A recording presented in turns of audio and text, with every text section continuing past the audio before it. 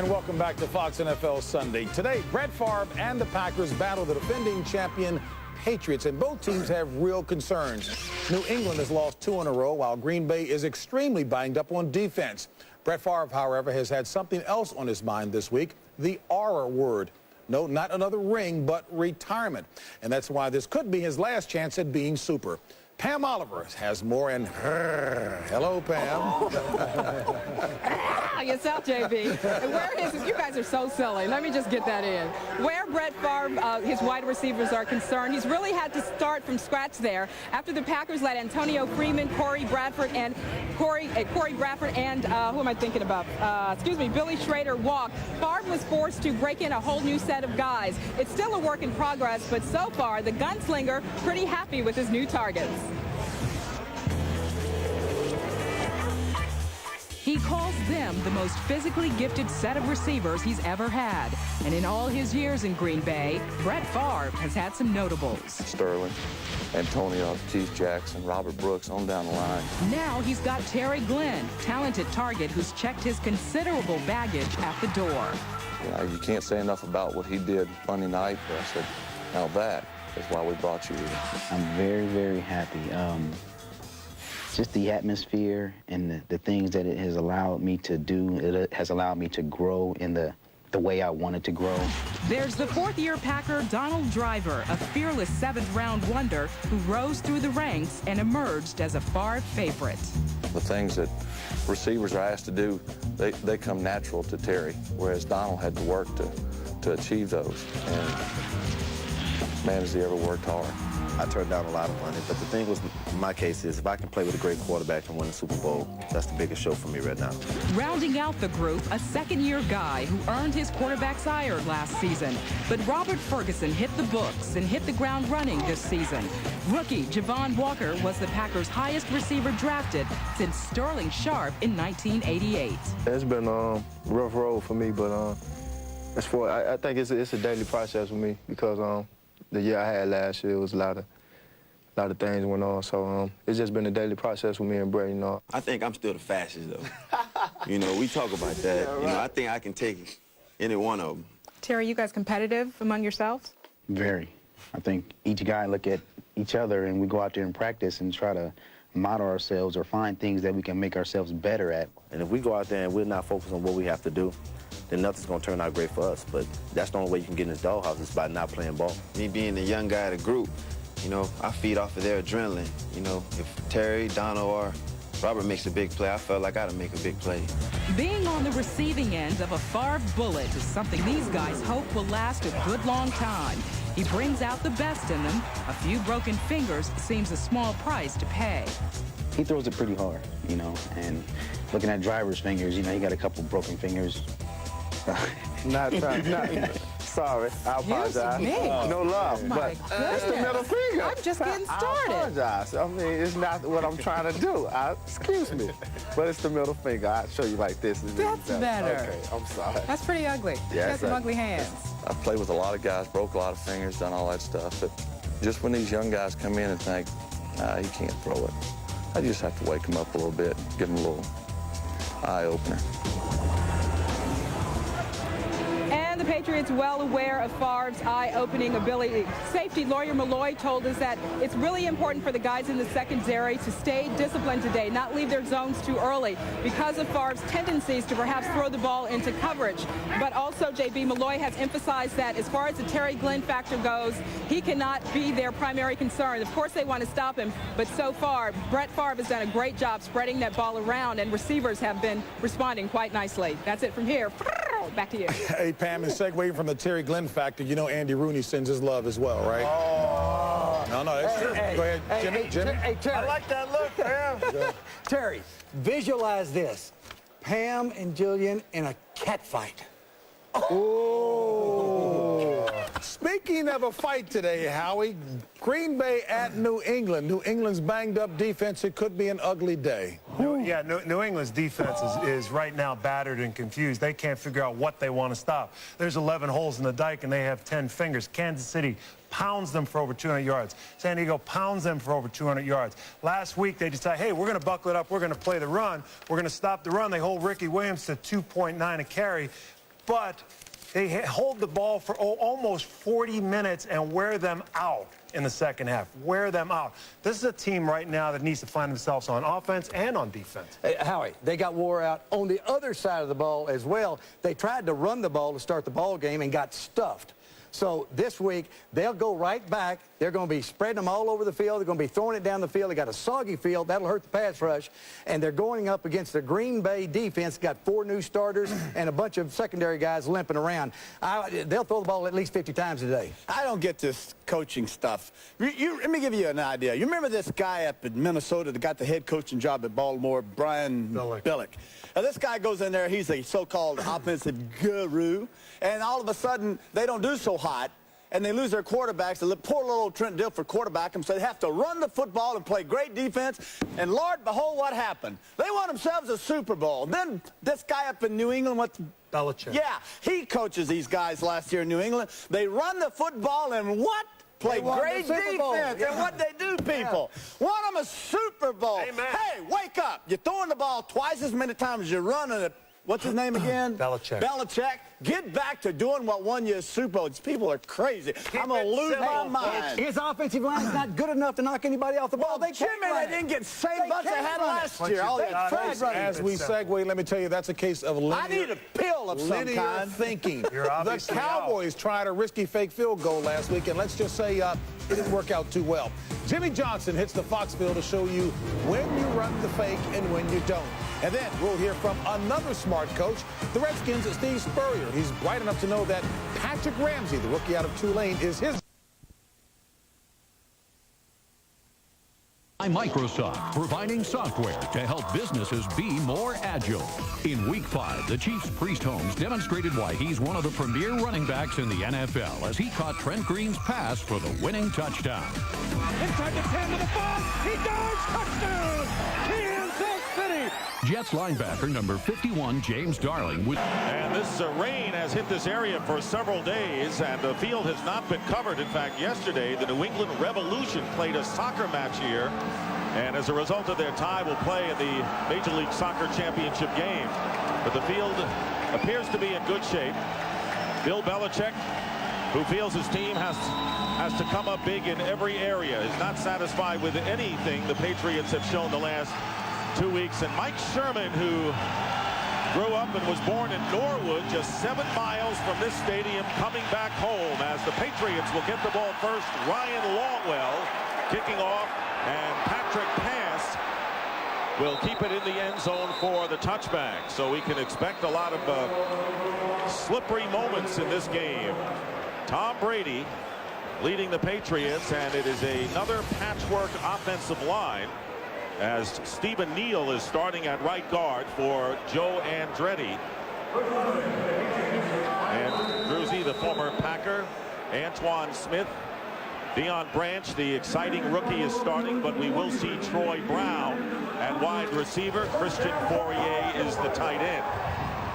And Troy Brown lines up as the 3rd wide receiver on first down for the 20, and on a quick screen to Troy Brown. He is knocked out of bounds after getting 7 yards on the play. And Marcus Anderson, the rookie, knocking him out. So the crowd cheers Troy Brown on his return after missing 2 games. The Packer defensive line is also banged up as they are missing Joe Johnson and Bonnie Holiday earlier. These are the linebackers with Wayne Nickerson and Niall Diggs. And the secondary really depleted. McBride again starts at cornerback, and rookie Marcus Anderson for Darren Sharper at free safety. 2nd down and 2, and Brady passing out of the backfield to Mark Edwards. And the Patriot fullback gets the first down, tackled by McBride. Well, that's a good way to start for the New England Patriot offense, and they come out, they get the ball to Troy Brown right away, who's missed the last 2 ball games, playing today with a brace on that knee. It'll be interesting to see how that affects him. He's been trying to practice the last couple of weeks with it, but then coming back to Mark Edwards for the first down. And the Packers with a base defense featuring Rod Walker at one defensive end spot and Aaron Campman, a rookie, at the other. And 1st and 10 on the 32, and Brady getting time, and the pass caught underneath by the tight end Fourier, and he is very close to a first down. Again, Marcus Anderson, the rookie free safety on the tackle. So the Patriots, to no surprise, come out throwing. And a gain of 10 yards it is a New England first down as Troy Brown comes back in. And I think the Packers look a little confused with all their new players in the secondary back there. They're just not reacting very well at all to some of these early passes. They've had a short work, Chris. A short week after the victory over the Bears. And on the rollout, and here's Troy Brown. And he is pushed out of bounds again by Marcus Anderson after picking up. Well, and I don't think it's surprising that the last couple of weeks the Patriots offense has struggled putting points on the board, and they have not thrown the ball nearly as much nor as effectively. But you watch here, Troy Brown is so good running from that slot position. When you get isolated on a DB and an inexperienced defensive back like Marcus Anderson, then you're going to have the advantage going to Troy Brown. Second down and 5. And the Patriots keeping it on the ground there. Antoine Smith. And Antoine Smith picking up 7 yards.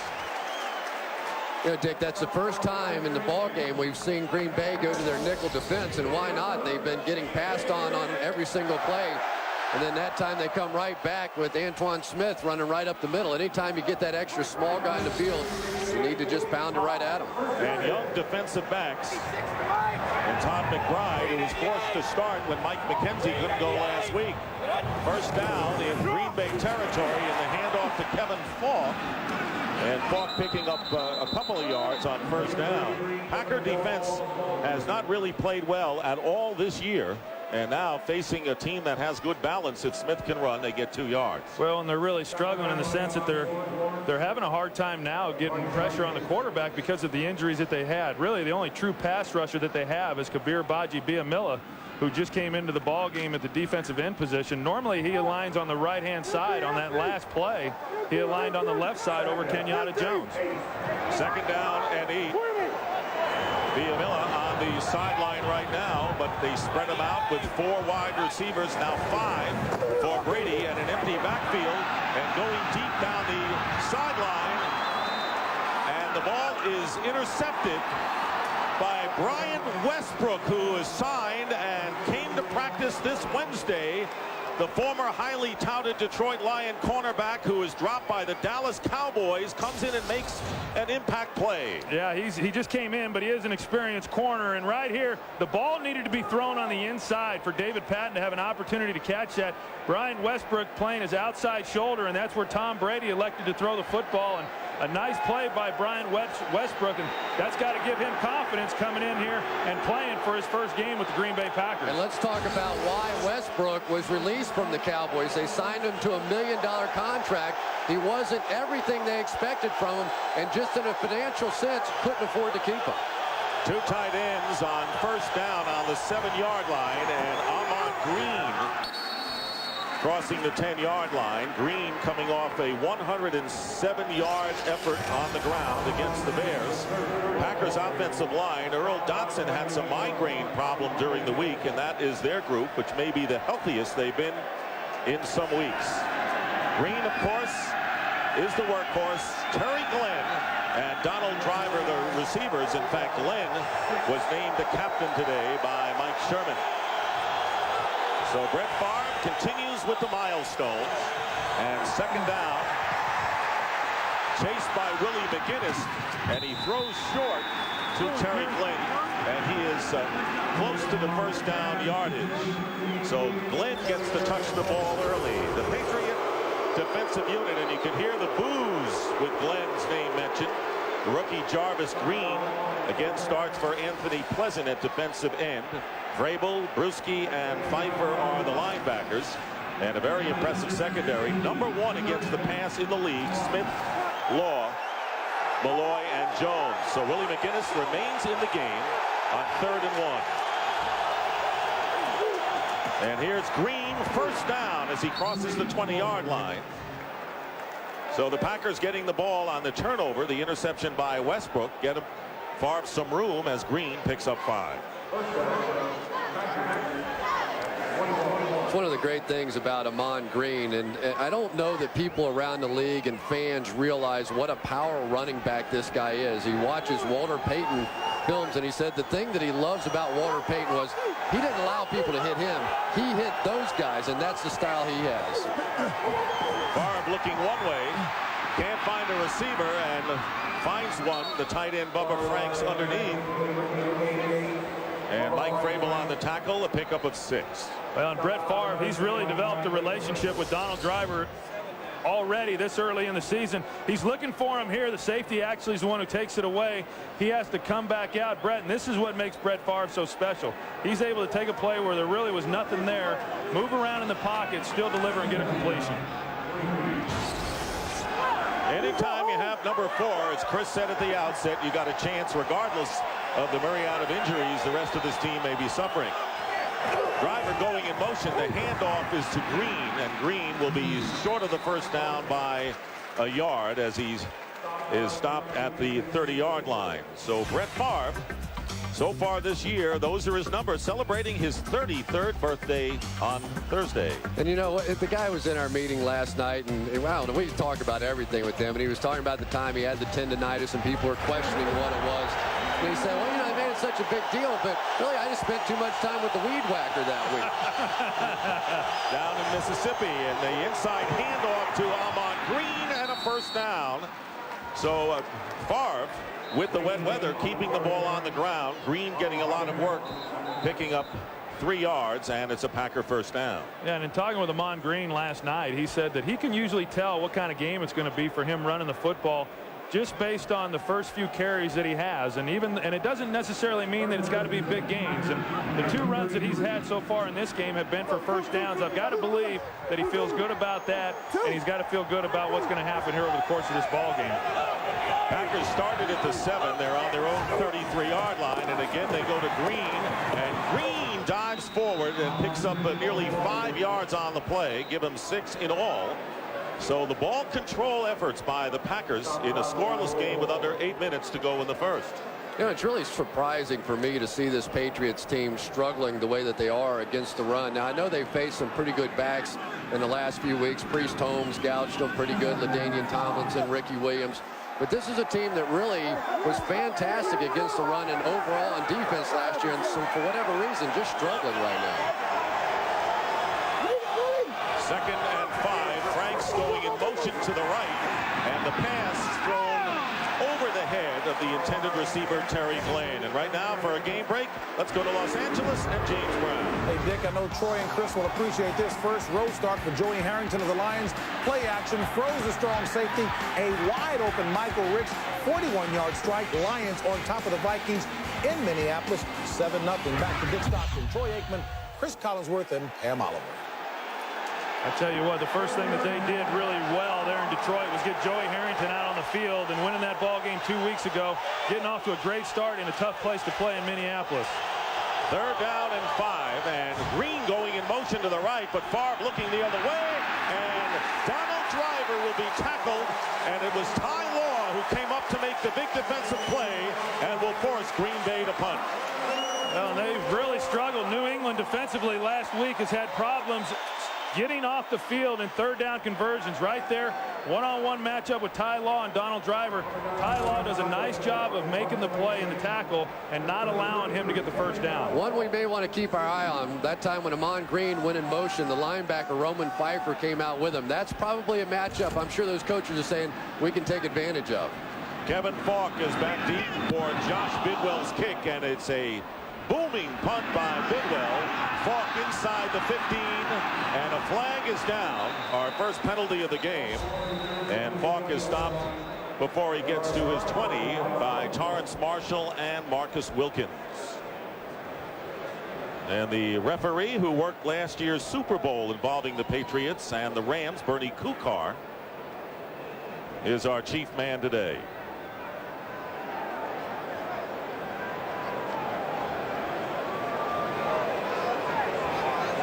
Tom Brady getting set to work for the 2nd time. There is no fall on the play. The block was a side block, not a block in the back. And you got to like that from the officials when they get it right. No score, Patriots ball when we return. Back here in Foxborough, the Ducks love this weather. It's really kind of good football weather when you have rain and clouds, as long as we're up here, right, Troy? Well, it's been raining ever since we got to town on Friday, and I'm surprised after that soccer game last night the field's in as good a shape as what it is. New England starting from the 19. And the fake toss and the pass going to Antoine Smith. And Smith gets 1 yard with Wayne and Nickerson, a couple of linebackers in on the play. The Patriots 1-2 for the first time in the Tom Brady era. And they have their bye week coming up next week. And if you want to go back to last year, they were 3-3 when they had their bye week in what turned out to be a Super Bowl season.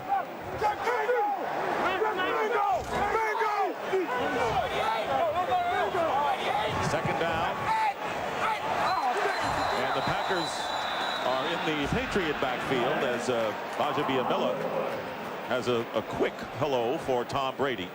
And we saw Tom Brady in practice yesterday practicing those hard counts. Offside, 94 defense, unabated towards the quarterback. Let's hear it. 5-yard penalty, still second down. Specifically for Kabir Biamila.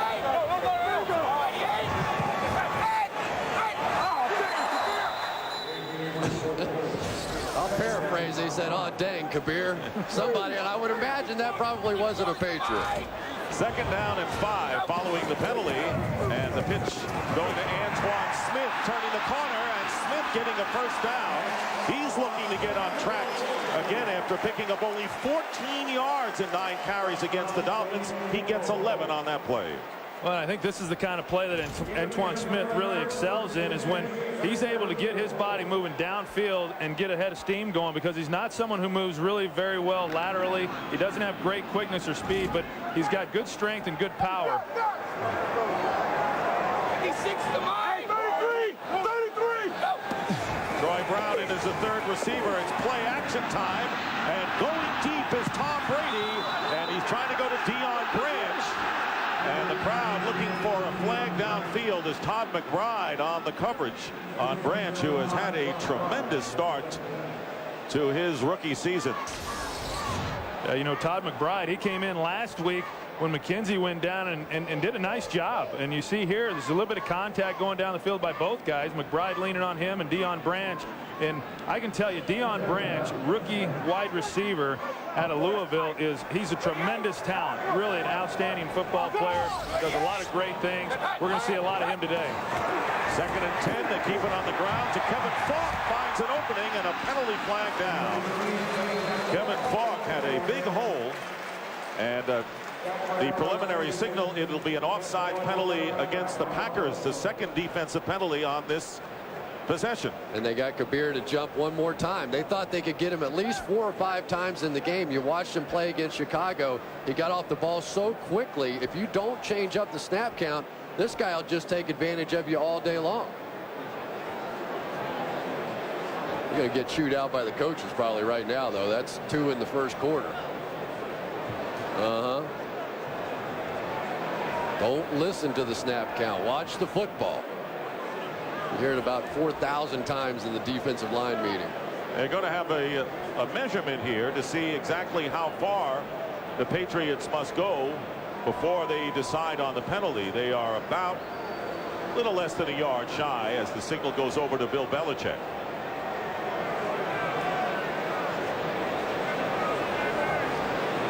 We're working on Chad Clifton and working on his knee, and he came out for a few snaps last week in the game against the Bears. That would then put Mike Flanagan, their center, out at left tackle, and they'd bring in old man Winters, Frank Winters, and put him in at center.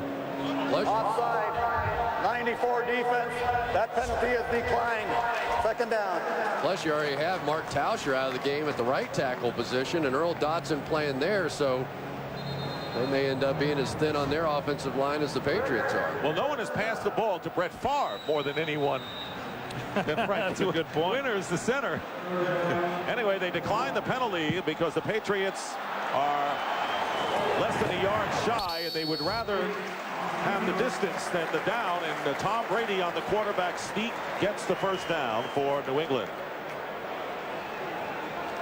I tell you, Tom Brady, I had a chance to really go back and watch some of his games this week, and I had not had the opportunity to watch him play all that much last season. Obviously, the story's been told the year that he had, but thoroughly impressed with his ability to throw the football. I think that got overlooked in the way that they were able to win games last year, but a tremendous talent, great accuracy, and poise in the pocket.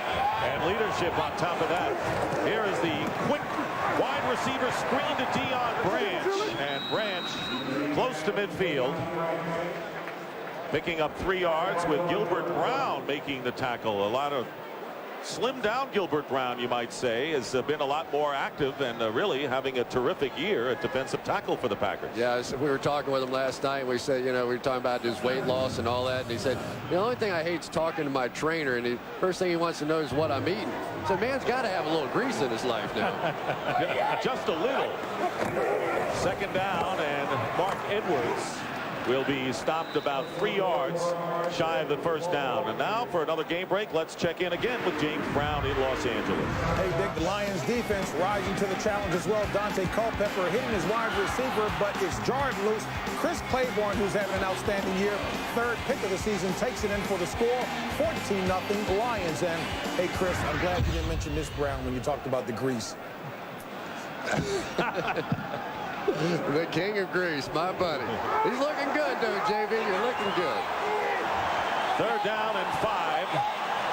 6 defensive backs for the Packers, and new faces, and throwing underneath to Troy Brown, his 3rd reception of this first half.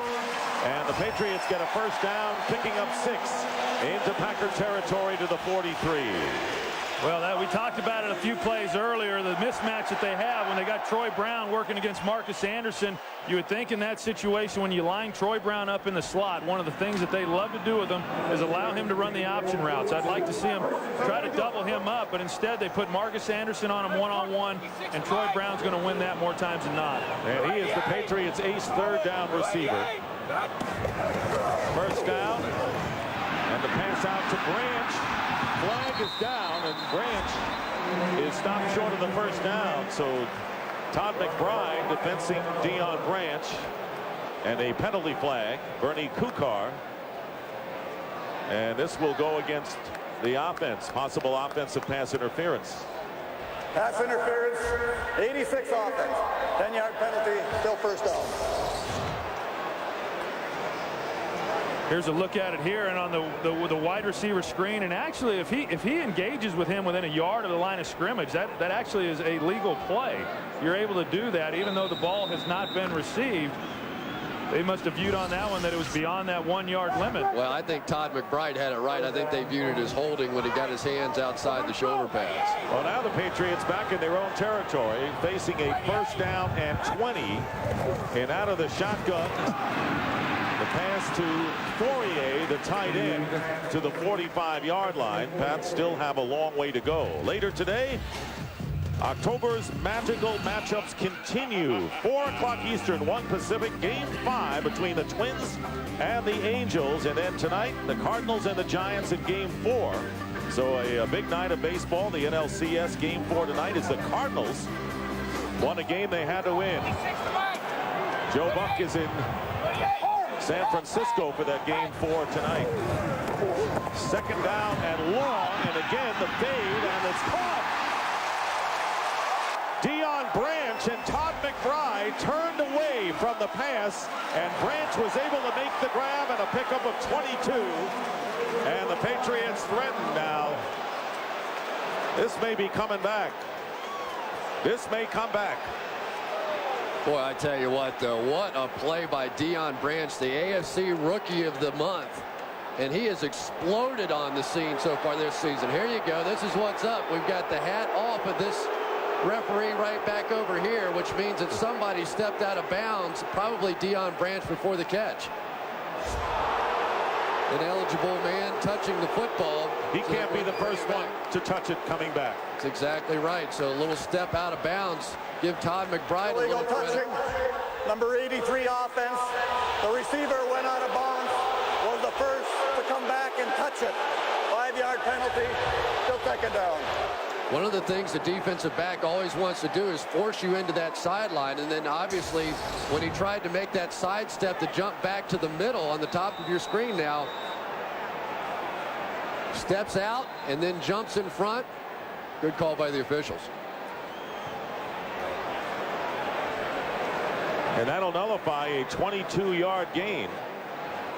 So the Patriots, who are facing an uphill climb in this possession, Troy. Yeah, but I'll tell you one thing it does do. It does come back, but it certainly makes Green Bay aware that the Patriots are certainly willing to run by them. They've got to be careful if they're going to try to match up and press these guys, and here they are in the same look.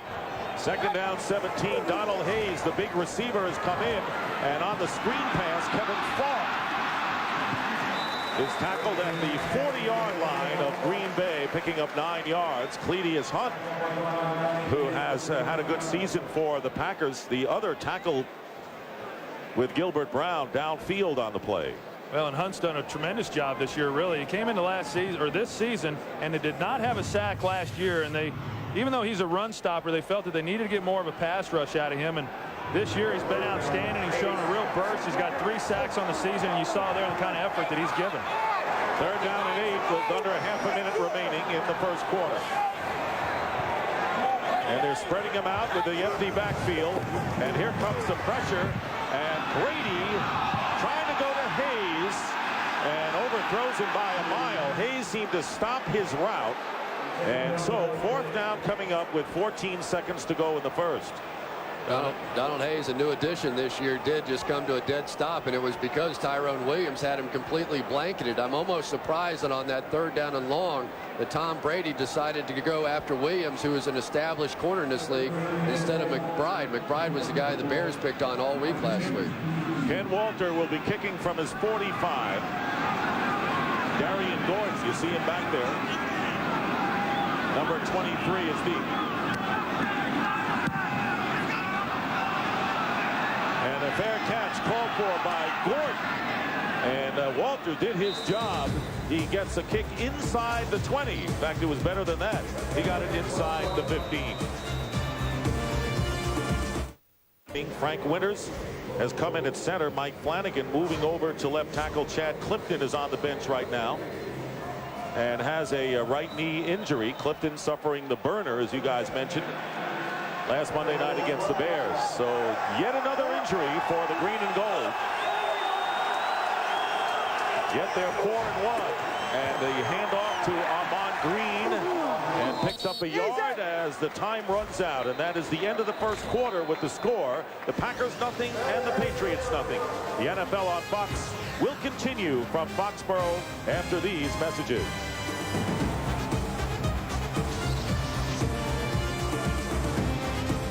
And the start of the second quarter, Dick Stockton, Troy Aikman, Chris Collinsworth, and Pam Oliver, the Patriots and the Packers. And there's Bill Belichick around his quarterback. And the Packers starting from the 9-yard line, or from the 13, second down and 10. And open out of the backfield is Armand Green as he gets close to first down yardage.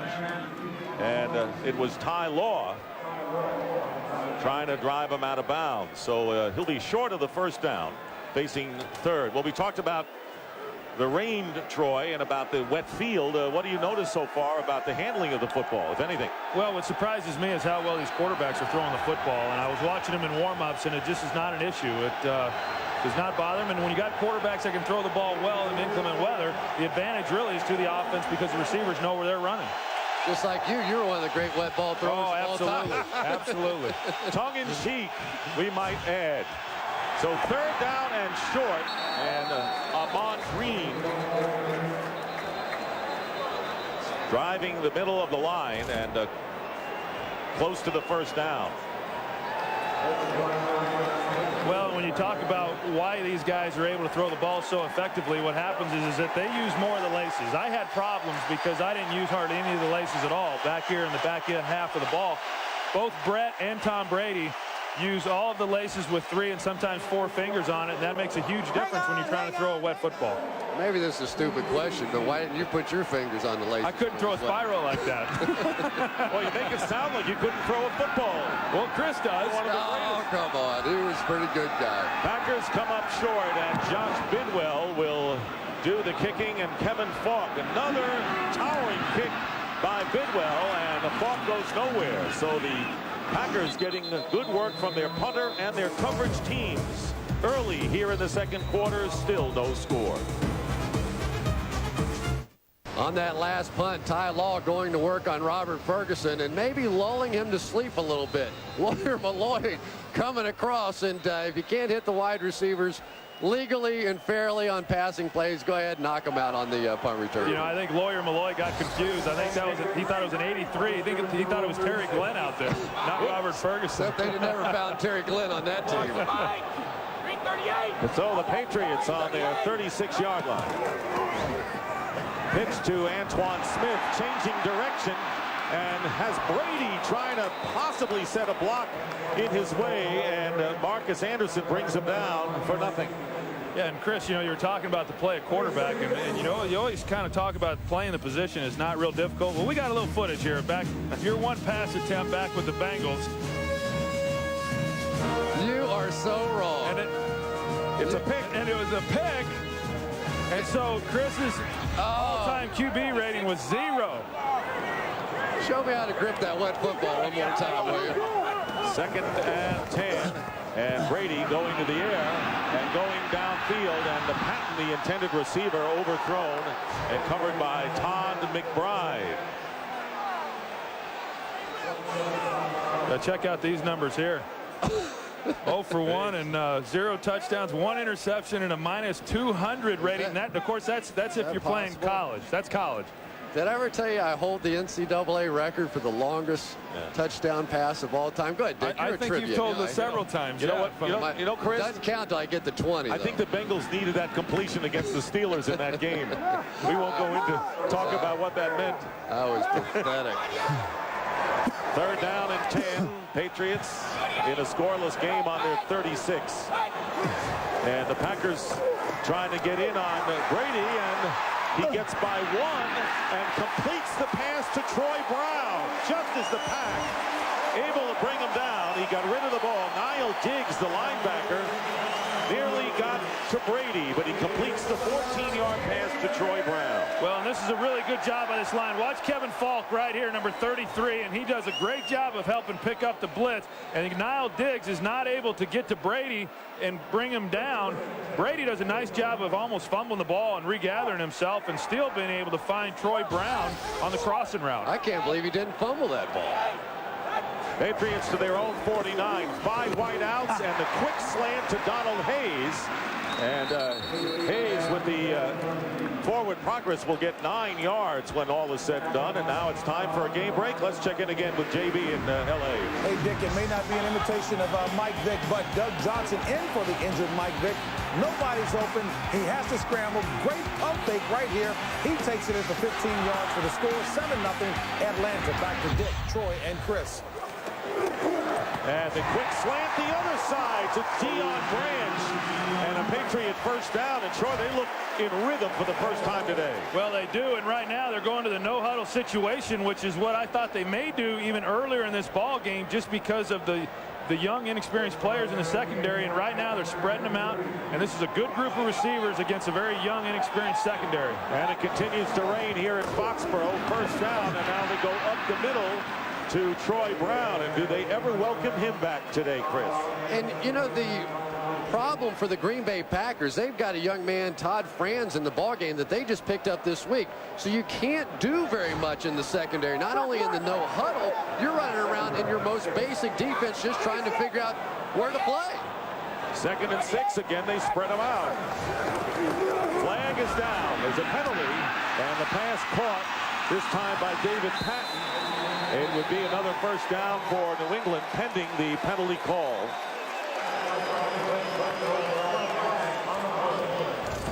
Very crisp possession for the Patriots as Patton hitting the slants And now the question about the penalty. You see one of the officials signaling a face mask over in the group.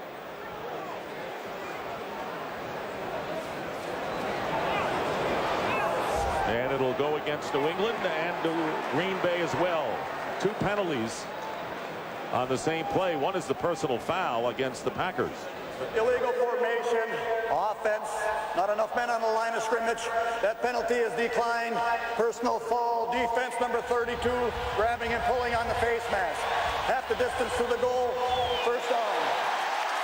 Brian Westbrook shaking his head. What did I do? And the Patriots will have a first down. Well, here's a better look at it. That's what he did. Looks like he might have had him by the... I couldn't tell if he had him by the face mask or if, in fact, he had him by the shoulder pad, which maybe looked like the face mask. I don't like the 15-yard there. Yes, that was a 5-yard penalty, but then those penalties would have offset instead of the 5 and 15, in which you only enforced the 15. So the ball on the 14. The Patriots outgaining the Packers, and Antoine Smith trying to go wide and not getting anything. But Troy, what has happened to this Packers defense now with all these guys in the ball game that have not even been in practice really? Bryant Westbrook and Todd Franz. Essentially, they're sitting in those basic looks. It'd be like taking a major league hitter and saying, all right, I'm going to throw nothing but fastballs to you all day long. For an NFL quarterback to know what they're going to be playing on defense, it just makes it easy. And, of course, don't forget Antoine Edwards out with a broken arm. He was hurt even before this latest siege of injuries. And the play fake, and Brady getting by a couple of defenders. I don't know how he's doing it. And throws it over the head of Antoine Smith.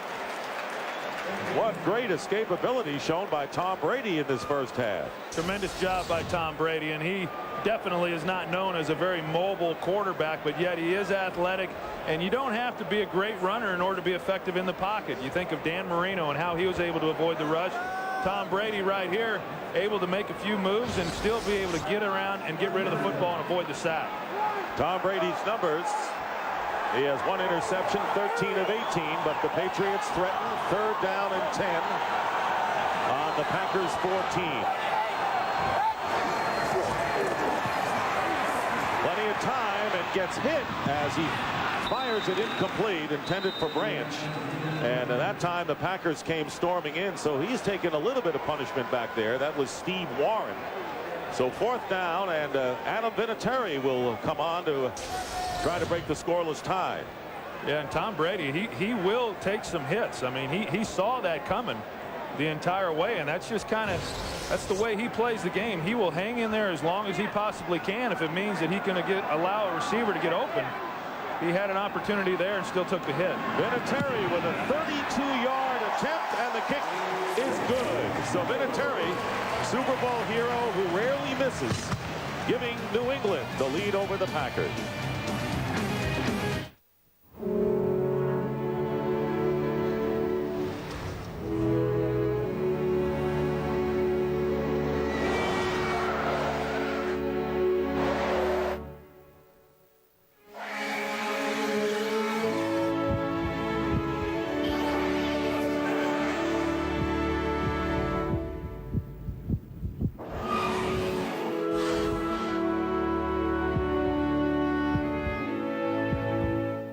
Taco Bell's grilled steak taco tastes so authentic, you may pull a grilled steak switch out. So you like carne asada steak? Yeah. Great. Got some out on the grill.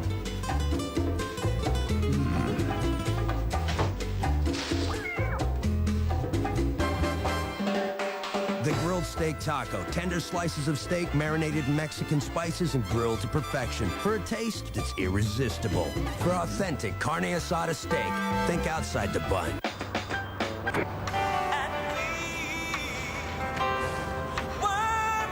What are you trying to do to me with this? But I like this song. Nah, come on, get my CD case.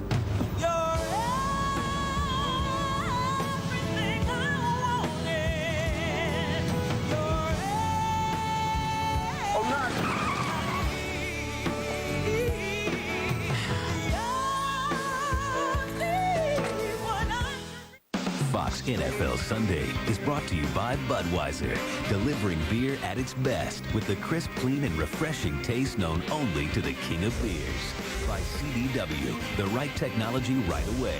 By Taco Bell, think outside the bun.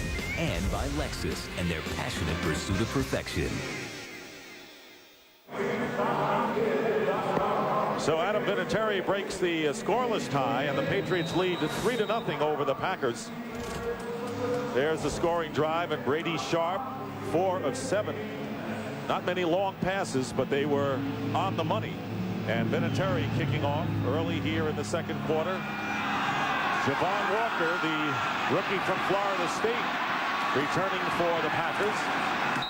And he brings it out close to the 25-yard line. So Brett Favre looking to put some points on the board for the Packers when we come back.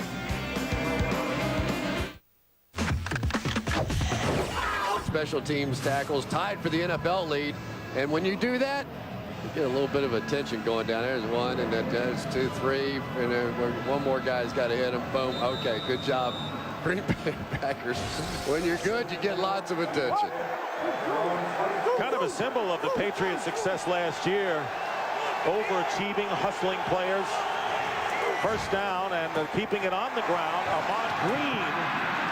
And Green picking up nearly 5 yards. Let's check in with James Brown for another game break in Los Angeles. JB. Washington's rookie Patrick Ramsey has thrown 3 picks in the first half. Here, Aaron Brooks makes him pay for 1 play action, hooking up with Boo Williams, 13-0 Saints. And then Rodney Peete making Dallas pay for a Quincy Carter turnover, hooking up with Brad Hoover, 25-yard strike, 7-0 score both in the second quarter. Dick, Troy, and Chris.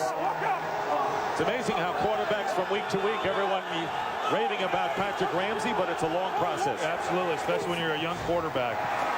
And here is Green bouncing to the outside, and his best run of the game by far, and 11 yards, giving the Packers a first down to the 40-yard line. Well, the New England Patriots right now are playing very cautious in the secondary. Cover 2, spread out on the underneath coverages, bringing only 5, 6 guys up into the box up there. So what the Packers are doing to retaliate is just handing the ball to Ahman Green. Ted Johnson replacing Teddy Bruschi at middle linebacker for New England. First down on the 40. And here is Green, a heavy dose of Ahman Green, who finds his way into Patriot territory, and another first down. So another 11-yard pickup back-to-back for Ahman Green. Ted Johnson on the stop. Well, I'll tell you what, Ahman Green, I really, really like this guy. In my opinion, he's the best runner in football right now. He's got great balance, great acceleration. Rarely do you see him going to the line without his shoulders being parallel to the line of scrimmage, and that's very hard to do. You never see him running and not keeping his feet and his shoulder base and his pad level down. Just a great player. Averaging nearly 5 yards a carry. Play fake for Favre on first down, dancing around, and he finds an open man, Bubba Franks. And Franks getting by 2 or 3 defenders, and that's going to really bother Bill Belichick, because bad tackling has been one of the problems for New England lately, and the Patriots guilty of a 15-yard play on that one. Well, one of the things that the Patriots were most concerned about in playing Brett Favre was his ability to keep plays alive. He said usually you just have to defense maybe 5, 6 seconds against the quarterback, but Brett, with the way he moves around the pocket, sometimes it can be 15, 20 seconds you had to defend, and that's what he was able to do there.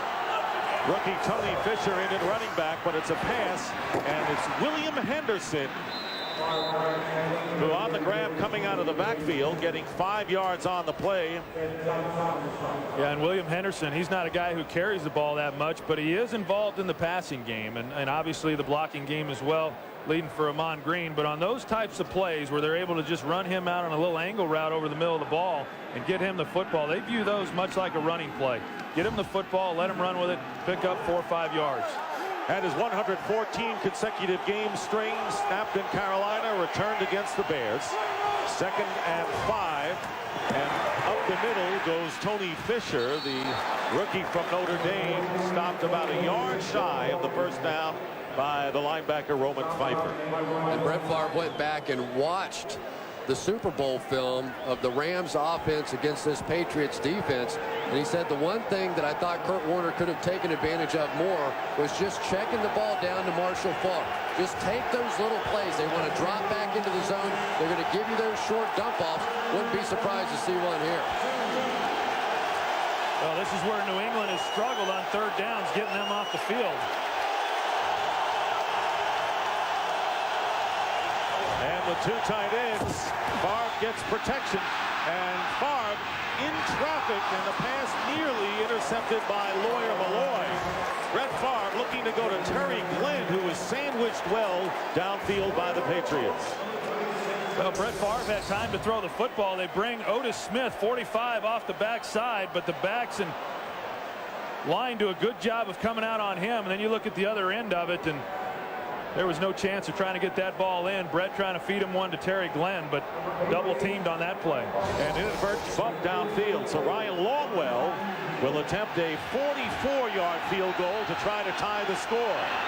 Flag is down, and Longwell's kick is good, but there is a penalty marker. And now another one comes hurtling out.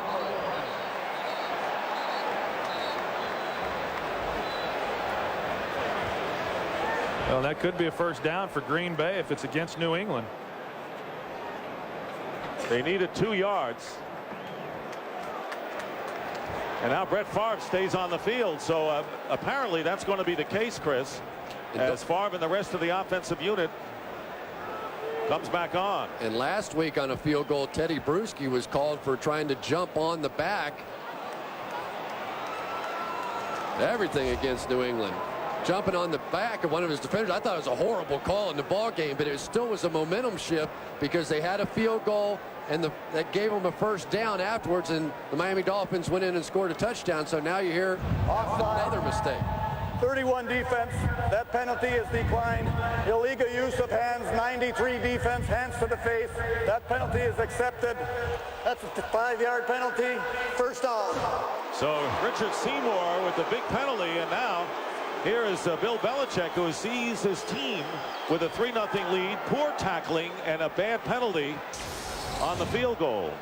Yeah, and here's Richard Seymour, 93 is what he gets called on right there, hand to the face and unsportsmanlike conduct. And the disappointing thing is that the New England defense has had problems stopping teams once they've got inside the red zone, has had problems stopping them from getting touchdowns. And so you finally are able to hold them and make them settle for a field goal, and then you have just stupidity come into play and have Green Bay's drive stay alive. A lack of discipline on what normally is a disciplined defense. Packers with a first down on the 21. Here comes an all-out blitz. It's picked up, and the pass is batted in the air, incomplete. Well, the Packers did a great job of picking up the blitz, but the pass was deflected. Incomplete pass here, but watch Amon Green with an incredible blitz pickup to really save Brett Favre's life. He was going to get hit right in the chops, came all the way across the formation. Yes, it's incomplete, but it's 2nd and 10 and your quarterback still on the field. Great play by Amon Green. And Amon Green told us last night that that's one of the things that he's enjoyed most is not so much running the football or catching the football, but being a part of the blitz pickup and pass protection. And it was Willie McGinnis who got his hand on the ball, and here is Green diving over linemen and getting now to the 16-yard line to Bucky Jones and Teddy Bruschi, but Green picks up 5 more. And the game plan obvious here. It's Amon Green, and more of Green in this first half. And people may question, why do you run the ball in a 2nd and 10 situation and not throw it? But what you want to do is keep the Patriots out of their nickel defense, because that's when they blitz, that's when they get very elaborate. This is the 10th play of the drive. Yeah, well, they're in their nickel now. Buckley is in as the nickel back. And here is Favre. He sees something, and the pass to Donald Driver, and they're going to say no catch. He did not have possession, juggling the ball as he went out of bounds. And once again, the officials making sure before they make the call. Ty Law was defending Driver on this play. You see it here, and it just didn't feel like he ever really had control of the football. And I don't know about that one. Ball's in his body here. It looks like it's moving, and I don't know about it. I think you're going to get a challenge on this one. And they did. They're going to. Driver's only caught one pass so far in the game, and he's developed into a favorite of Brett Favre, as we have seen this season. The one rule that does come into play on occasion has challenged a ruling on the field of an incomplete pass. Is that if you catch a football and you're going to the ground and the ground knocks the ball out, it is an incomplete pass. But here I clearly thought the ball was caught before the momentum took him to the ground and knocked the ball out. And yeah, there was a lot of shuffling going on, but it looked like Donald Driver had complete control of the football as he went out of bounds. That's the look that the official had that made the actual call. And you know, I'm not so sure on that second replay, Troy, because it looks like he may have it, but his hand is just holding on, and I don't know if he has control. Well, I thought when he brought the second hand up to gain control, you watch it right here. Right here, he's got one hand on the ball. When he brings the second there, he's got 1 foot in bounds. And so I don't know that he actually had possession and got both feet in. But what constitutes control? I mean, can you have control of the football, trapping it against your chest with one hand? And the answer is yes. You can if the ball's not moving. If it's not moving. But when you saw the end of that play, in my opinion anyway, he had one hand with it trapped against his chest. And yes, he was fiddling around with the other hand trying to get it up there, but the one hand had control. And Chris, this is where I come in and say it has to be indisputable visual evidence to overrule the you can't have a replay unless you come in and say it's got to be indisputable evidence. I mean, that's what the league wants, right? Right. And the thing is it apparent that he had control to overrule the challenge? And I don't think I'm not so sure. I can't tell from that angle, but the other one, I thought he had it pinned against his chest. But I will say that most ties go to whatever they call to the runner on the field. Tie to the runner. And so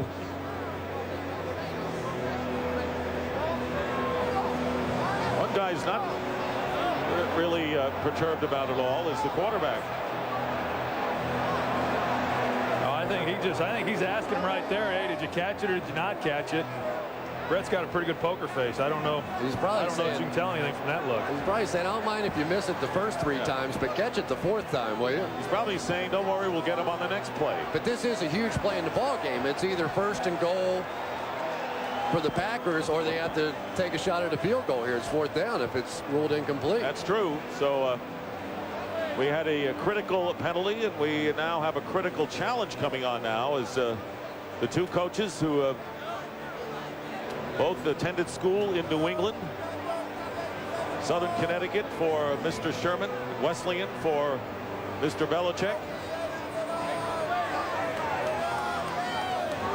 Here comes Bernie Kukar. As you saw, the Packers lost their only previous replay challenge this season. After reviewing the play, the ball was not moving. The receiver had possession of the football 2 feet in. It is a completed catch. There is no charge. Timeout, Green Bay. 1st down. So a big challenge to the dismay of Bill Belichick goes the Packers' way, and it'll be 1st and goal. As you pointed out, 4th down, looking for 3. Now they've got a chance for 7.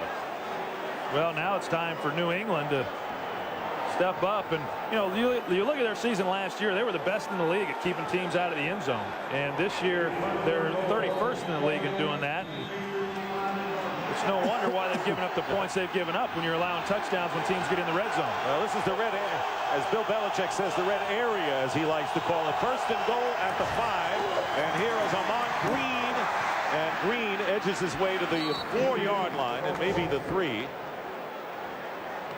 In a game that we expected a lot of passes, perhaps a good deal of scoring, only 3 points on the board thus far with nearly 4 minutes to go in the half.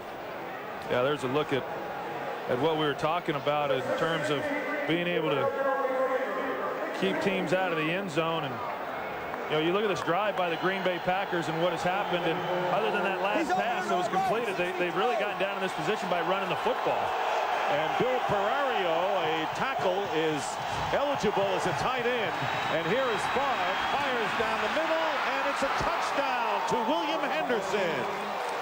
So the Packers win a challenge, and Favre gets them in. A 3-yard pass to William Henderson, and Green Bay takes the lead. A very interesting thing going on right there between these two coaches. The Packers come in with personnel that's their jumbo package. The big guys, the tight ends, the extra linemen, big backs in the backfield. The Patriots quickly hustle all their big guys on the field, and Green Bay actually waited for them to get out there so that they could throw the football. First touchdown catch of the year for old reliable fullback Henderson. Ryan Longwell adds the 7th point. And the Packers and Brett Favre, good cheer for the rest of his offensive unit as the Packers on the road, depleted by injury, lead the Patriots.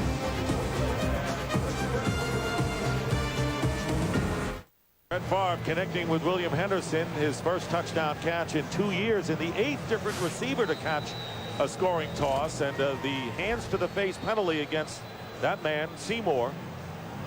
And then the challenge victory led to the Green Bay touchdown. So the Patriots trailing the Packers 7-3 going into the bye week and trying not to lose their 3rd in a row. And for the Packers, it's amazing how they are 4-1 considering all of the injuries they've had and the fact that their defense hasn't really played an outstanding game yet. Here's Ryan Longwell kicking off, and back deep, Kevin Falk for the Patriots. And Falk is corralled at the 27 by Marcus Wilkins. 3 minutes, 41 seconds remaining. Tom Brady back to work for the Patriots. Package, so they substitute in all their big defensive linemen, take out Ty Law, even throw in Jarvis Green last second here. And one of the Green Bay Packers do say, okay, bring in all the big guys, we'll just drop back and throw a touchdown pass. So the Patriots from their 27-yard line. First down, the give is to Antoine Smith off the left side, penalty marker down. Smith getting about 6 yards. Marcus Anderson, the rookie free safety, starting in place of the injured Darren Sharper, who's out with a hamstring pull. And holding will be the call against the Patriots. So now the lack of discipline evident on both sides of the ball. And the Patriots, after a tough week of practice, struggling again. Holding, 86 offense, 10-yard penalty, still first down. Patton holding on the play, and the key plays on that last drive. Richard Seymour, hands to the face. And the challenge that was overruled, actually, it was Driver who had possession when they said it was an incomplete pass. Remember, Seymour's penalty came on Longwell's successful field goal. So the Packers got a first down and goal and scored the touchdown to take the lead. Fake on a wide receiver's screen, and the pass to Kevin Falk. And if it's behind the line, it's a live ball, and no signal was given. No signal was given, and if it was behind the cornerback, Kevin Falk bobbled it, and now the conference, and a very critical one because the Packers had picked up the loose ball, and they could have a fumble recovery here. And it's a great job by the officials here in not blowing the whistle, because by not blowing the whistle, now replay can come into play on this one. So if they award the ball to the Green Bay Packers here, they can still go back with replay and check it to make sure and see if the Patriots actually threw the ball forward or backward. Was it a lateral pass is the issue that they're discussing right now. The ruling on the field is it is a backward pass recovered by Green Bay. First down. A huge break for the Packers on Falk's bobble of that high pass behind. It was a lateral. All right, let's check it out. He throws from the 12-yard line. Right there. Is this Music City Miracle? 13-3. The Packers lead, a shock crowd, and Brett Favre with his 300th TD toss. Yeah, you take a look at the last play for the touchdown, and Amon Green, the tailback, Willie McGinnis runs right by him. You see right here, runs right by Amon Green. Nobody gets a chip on him, and boy, it doesn't get any easier than that. 2 touchdowns, 43 seconds apart. First William Henderson, and then Amon Green with his first touchdown of the year. Think about 24 TDs in the last 2 years. Green getting on the board has been the key operative for the Packers, along with Brett Favre in this one. And Brett Favre's the only guy I know that when he runs towards the bench after a touchdown pass, linebackers run and hide. He about wore out Hardy Nickerson over there, about 4 headbutts. And the kickoff from Longwell. Patrick pass. Trying to get some running room on the outside, and gets it out close to the 30-yard line. Well, the exclusive 300 club. Fran Tarkenton, the old scrambler from the Minnesota Vikings and later the New York Giants. Dan Marino through his early in the year, opening day in 1994. And John Elway. And here is Brett Favre's reaction after his 300th touchdown pass. A lot of headbutting. Hardy said, enough, stop. I still have to play the second half. Under 3 minutes to go. 2:56 to be exact. And a first down on the 29. Brady getting time, drills it, and the pass is broken up by Matt Bowen. Deion Branch, the intended receiver, and Bowen, who's a physical defensive back. Yeah, Deion Branch, he, you know, as we talked about earlier, really an outstanding player. He's got to come back to that ball and make that catch. He had an opportunity. Defensive back comes back for it. He does not. Mike Compton is the center for the shotgun plays, not Damian Woody. And there is the pass, nearly intercepted off the hands of Kevin Falk. And nearly intercepted by Hardy Nickerson. So Falk is having a rough late stages to this first half, Chris. He really is. And I have to tell you, this has been a pretty embarrassing first half offensively for these New England Patriots. Nearly picked off here. But you have a depleted defensive football team. At least 5 starters not playing for the Green Bay Packers. And still this Patriots offense has just looked awful. They're bumbling and stumbling in their first 4 possessions. And not much better here. 3rd down, 10. And there is Brady. And he's going to take off. And Brady gets the first down. With all of that, the crowd gets back to cheering their team. A pickup of 13.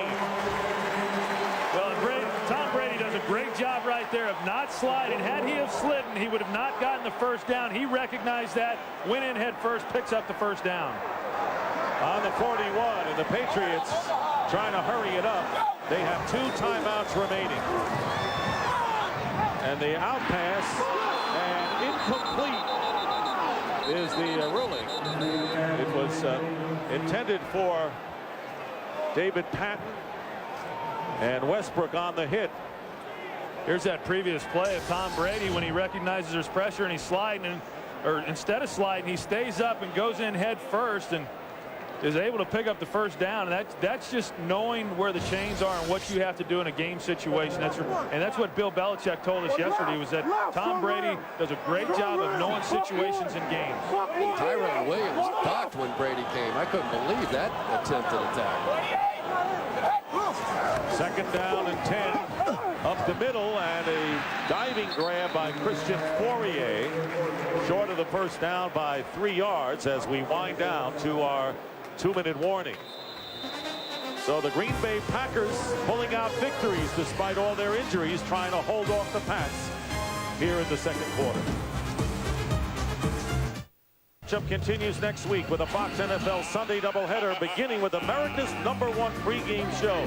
Then Terrell Owens and the 49ers take on Aaron Brooks and the Saints. Packers going against the Redskins as well, as they try to slow down Brett Favre. Not an easy task, as the Patriots are learning today. Other regional action as well. It's all part of a full weekend of magical matchups as critical NFL games and baseball's World Series action takes center stage only on Fox.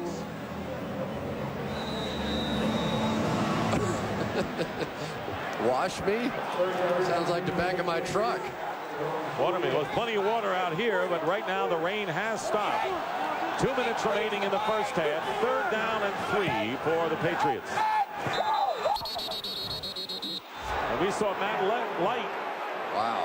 Yeah, you know, Chris commented earlier. 72 offense. 5-yard penalty, still 3rd down.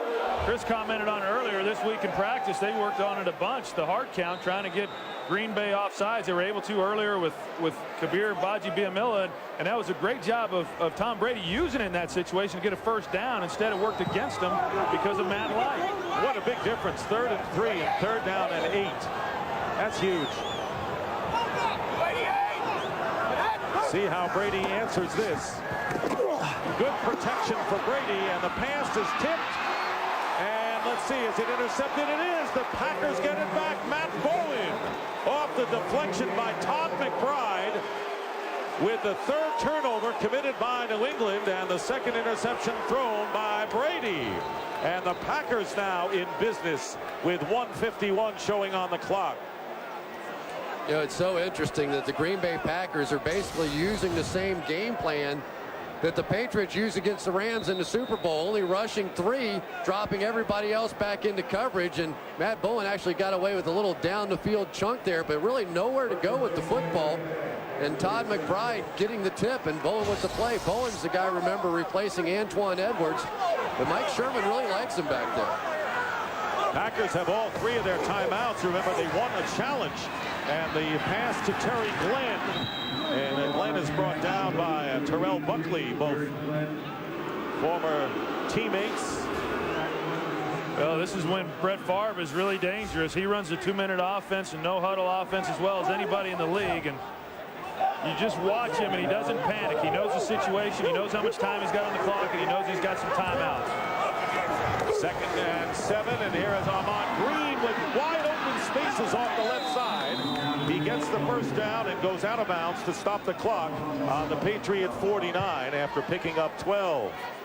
Well, Fox NFL Sunday salutes our men and women in uniform who are watching today's telecast for their military outpost overseas via the American Forces Network. Thank you for all you can do, and want to remind you also, coming up on the Visa halftime report, our gang in the studio will have scores and highlights from around the league, and the Fox Sports ticker will keep you updated with up to the second stats. Green has 66 yards rushing, but Favre wants to throw it on first down, and the pass diving for it is Javon Walker, and he makes the grab. Rookie from Florida State on the first pick with a 23-yard diving catch, and the Packers will use their first timeout. That's a good catch there by Javon Walker. It's a cover 2 secondary there, and Otis Smith is unable to reroute him. Sure. Well, they got plenty of time to challenge with the timeout, I would say. They actually, it would be a review by the officials. Yes. No way. Oh, that is incomplete. Yes. No way. And yeah, I think what's going to happen is Green Bay is going to be hurt by the fact that they called the timeout. Yes, yes. It's inside 2 minutes, so it's upstairs with the people who review it. Yeah, if Green Bay doesn't call the timeout, more than likely they're able to get the ball off, and they're trying to get the snap off now. We are reviewing the ruling on the field of a completed catch.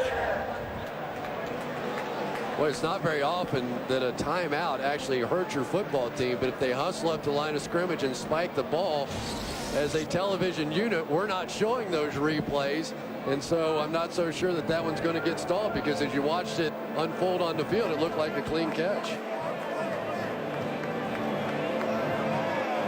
Yeah, certainly the booth would have tried to call down if they could, but sometimes that's pretty tough in a 2-minute situation. But I think looking at this, we've already seen some of the plays that have been challenged. Some of them have been up for discussion, but I don't think this one is. I think this one's definitely incomplete pass. Well, there's a song from Oklahoma, "Oh, What a Beautiful Morning," and one of the lines is, "Everything's going my way." And you can say that about the Packers today and all the challenges and the penalties. Everything has gone their way, and let's see if that finally changes. Yeah, the fans just saw it on the big screen for the first time, and that's why we got the reaction from the crowd here. Just in case the officials needed any help, they went ahead and put it on the Jumbotron for the whole world to see. You could see that one in the parking lot and 10 miles down the road. No question. Won't take long. No.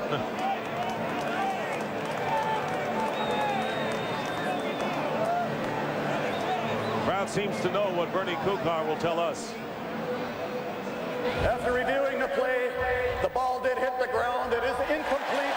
Second down at the 49-yard line.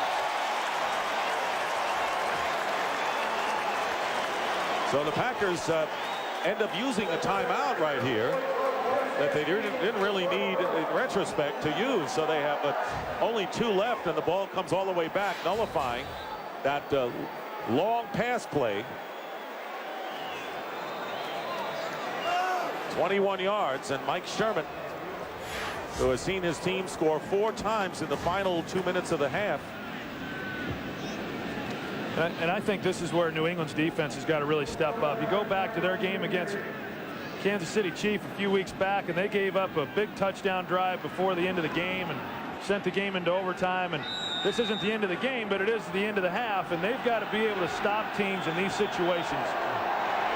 Packers dominating the second quarter as the Patriots did yardage-wise. Please put 1:15 on the scoreboard clock. So they add 3 seconds. Hey, we told you how to keep that time out.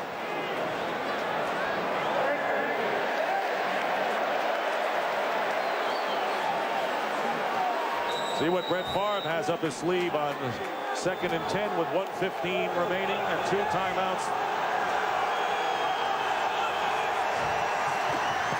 Prevent defense for the Patriots, and Favre fakes a pass and slides short of the first down by about 3.5, maybe 4 yards, and the clock continues to run. Well, that was a pretty good coverage they ran right there. They showed cover 2 with Ty Law as a rolled corner, and then at the snap of the ball, they ran Ty Law to the middle of the field, and then to Bucky Jones to the outside to create a 3 deep. So it's 3rd down and 5, and pass intended for Javon Walker, nowhere near him. And so the Patriots do hold, and the challenge from the crew upstairs, benefiting New England and forcing the Packers to kick it away. So Josh Bidwell will be kicking, and Kevin Falk going back for New England with 46 seconds remaining in the first half.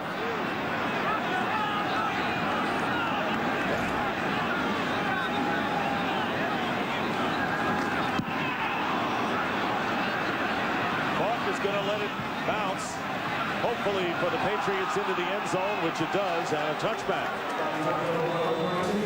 35 seconds to go.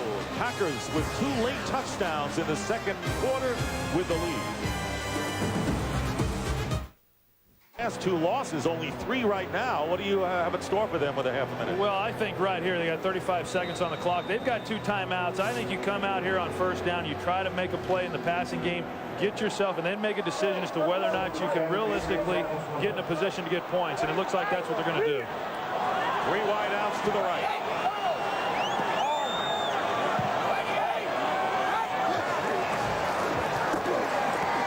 And going deep to Donald Hayes, incomplete. You know, and Donald Hayes was brought in this year and really expected to contribute opposite of Troy Brown, and he just really hasn't developed into the guy that they had hoped that he'd be. Deion Branch, the rookie receiver, has stepped up. David Patton has done a heck of a job as well, and Donald Hayes had been a little disappointed in and has not made the contributions that they'd hoped. 2nd down and 10 with 29 seconds to go, and they'll give it to Kevin Falk. And Falk will carry it out close to the first down, and the timeout called by New England with 22 seconds on the clock, still with an opportunity to get the ball at least into Adam Vinatieri's range. Well, I think what they were wanting to do, they have the incompletion on first down, so on 2nd down, wisely, they run the ball. There's Charlie Weiss, the offensive coordinator, and they run the ball, and they got good yardage out of it. So now they got 9 yards. It presents a 3rd and 1, so they've got an opportunity to pick up the first down, and if they do, then they still have a chance to try to get points out of this drive. However, had they have not been able to get good yards on that 2nd down run and play, they probably would have just let the clock run out. We saw him in the golf cart in practice on Friday. You know, Charlie Weiss recovering from off-season gastric bypass surgery and complications which nearly cost him his life. He has come back a very valuable cohort to Bill Belichick on this team, and has that walking device with him on the sideline. 3rd down and 1. Quarterback sneak and a first down. And the Patriots will stop the clock with 19 ticks. So the New England Patriots are out of timeouts. And they are on the 33-yard line. Well, they run the quarterback sneak to get the first down, and unfortunately with that call, you've got to call timeout, and now they're out of timeouts. He can't use his hands, though. His hands are trapped down underneath, so he's barking out timeouts. How about Donald Driver? What an incredible story that young man is, and how well he's played here in the last little bit. He really, in his younger days, you have to go back to all the things that have happened to him, but he lived out of a U-Haul with his family. His dad went to prison, and his mom had the repo man come and take away everything, and he was literally living out of the back of a U-Haul. And for him to make the transition, come all the way now and be a star player in the National Football League, and the way he's played the last couple of weeks, just have to be very proud of that young man. No question about it, Chris, as the Packers call a timeout, and Donald Driver almost signed with the Kansas City Chiefs as a free agent during the offseason and decided to stay in Green Bay. Well, you know, the other thing was that, like so many young men in that situation, he turned to crime. I mean, let's be honest. At one time, he admitted to us last night he sold drugs. He stole a car, and I asked him what turned it around. He said, I actually had stolen a car and was driving away from the police, and I ran into a lady who was pulling out of her driveway. And I stopped and went back to make sure she was okay. And she said, son, did you steal that car? And he said, yeah, I did. He said, well, go in the house. The police came and said, have you seen the driver of that car? And said, no, the only guy around here is my grandson in the house. And she stuck up for him. And to this day, he still calls her grandma. Well, you have all the details of that story, and it is a good relationship that the two of them have. And let's see now, the Packers thought they had gotten back before the snap. But the whistle and the penalty. Offside, 97 defensive encroachment, 5-yard penalty, still first down. So it'll be first down and 5 coming up. Ed Donatel, the Green Bay defensive coordinator, and he has a lot of burden on his shoulders, Troy, with all of those players injured, including Joe Johnson, we mentioned, not playing with a torn tricep. He's out, and Vonnie Holliday, who will be coming back in a few weeks. Yeah, and he's done a heck of a job in this first half of putting it together and letting these guys play and hold up. First down and 5, 19 seconds. Pressure on Brady. He's escaped it pretty well today, and he completes to Donald Hayes, but he cannot get out of bounds. And he's at the 45, and the Patriots cannot stop the clock. There's a Packer shaken up, and it's Marcus Wilkins, and that will have to be a charge timeout to Green Bay, and that is going to help the New England Patriots. That's amazing. All Wilkins had to do was make it to the other side of the line of scrimmage, and he was like a punch-drunk fighter. He was trying to get over there, knowing his team was going to get charged a timeout, and the officials gave it a pretty quick whistle as the Patriots got back to the line of scrimmage and did charge them that timeout. So now the Patriots get a shot at a Hail Mary here. 4 seconds on the clock, so the injury inside 2 minutes, that's the rule. And there was no way, Troy, the Patriots could have stopped the clock. The half would have been history. Yeah, they couldn't have stopped the clock. I thought Donald Hayes could have done a better job of trying to force the issue and get out of bounds. He was unable to, and a little surprised actually by the, not so much by the play selection. You never know exactly what's called, and there are some guys going deeper down the field, but Tom Brady's choice of throwing it to Donald Hayes for such a short gain, in that situation, you've got to try to force the issue to get the ball down the field and give yourself a realistic shot of getting the ball into the end zone on this next play. Marcus Wilkins, the undrafted rookie from Texas, being walked off the field. The ball is at the Patriot 45-yard line, and as Chris says, the recipe dialed up has to be Hail Mary right here. Yeah, and I think one thing about it is that everybody always talks about, you know, throw it down there and maybe we can get a pass interference call. They never call pass interference on a Hail Mary. So the only thing you can hope for is that you can get it all the way into the end zone. And they got Javon Walker, the wide receiver, in the game as a defensive back to field that pass. So here it is. 4 seconds to go in the first half. And Brady stepping up and into the crowd. And the ball knocked down as There's a flag down, however, with the time running out back at the line of scrimmage. Remember, the half can't end on a defensive penalty. Holding 72 offense. The half is over. And that is the end of the first half here in Foxborough with the score, the Packers 14, the Patriots 3. Stay tuned for the Visa halftime report with JB, Terry, Holly, and Jimmy right after these messages and a word from your local Fox station. You buy Visa. It's everywhere NFL fans want to be. Those of you watching Green Bay and New England, Brett Favre, 300 career touchdown passes, now tied with John Elway, third all-time. Green Bay 16-0 when they're leading at the half. All right, Kill, Mississippi loves this young man. Brett Favre rolling out, finds Amon Green, 8-yard touchdown score, 300 touchdown passes, tying with the great John Elway. 88 more touchdown passes than EJB. 14-3 Pack over the Patriots at the half. Giants. Oh, Lions 21-10. Joey Harrington, 2 touchdown passes in this first half. Excellent game for him. Carolina's top-ranked defense looking good right now. The Panthers on top 7-0. Rodney Peete with a touchdown toss in that game. Play action. Kerry Collins pumps to the corner. Ike Hilliard, 18-yard touchdown reception. We're all tied up. All tied up. Got a ball game, baby. 10-10 at the half. Falcons and the Giants. Patrick Ramsey from the great state of Louisiana. Huey P. Long, Howie Long's uncle. Ramsey back. Hit while he's chunking. Sammy Knight picks it off. 1 of 3 interceptions in the first quarter alone of young Ramsey. That led to a field goal. Then Brooks back after another pickoff, throwing off his back feet, finds tight end Boo Williams, 2-yard touchdown reception. Brooks again, pressure, guns this one into the back of the end zone.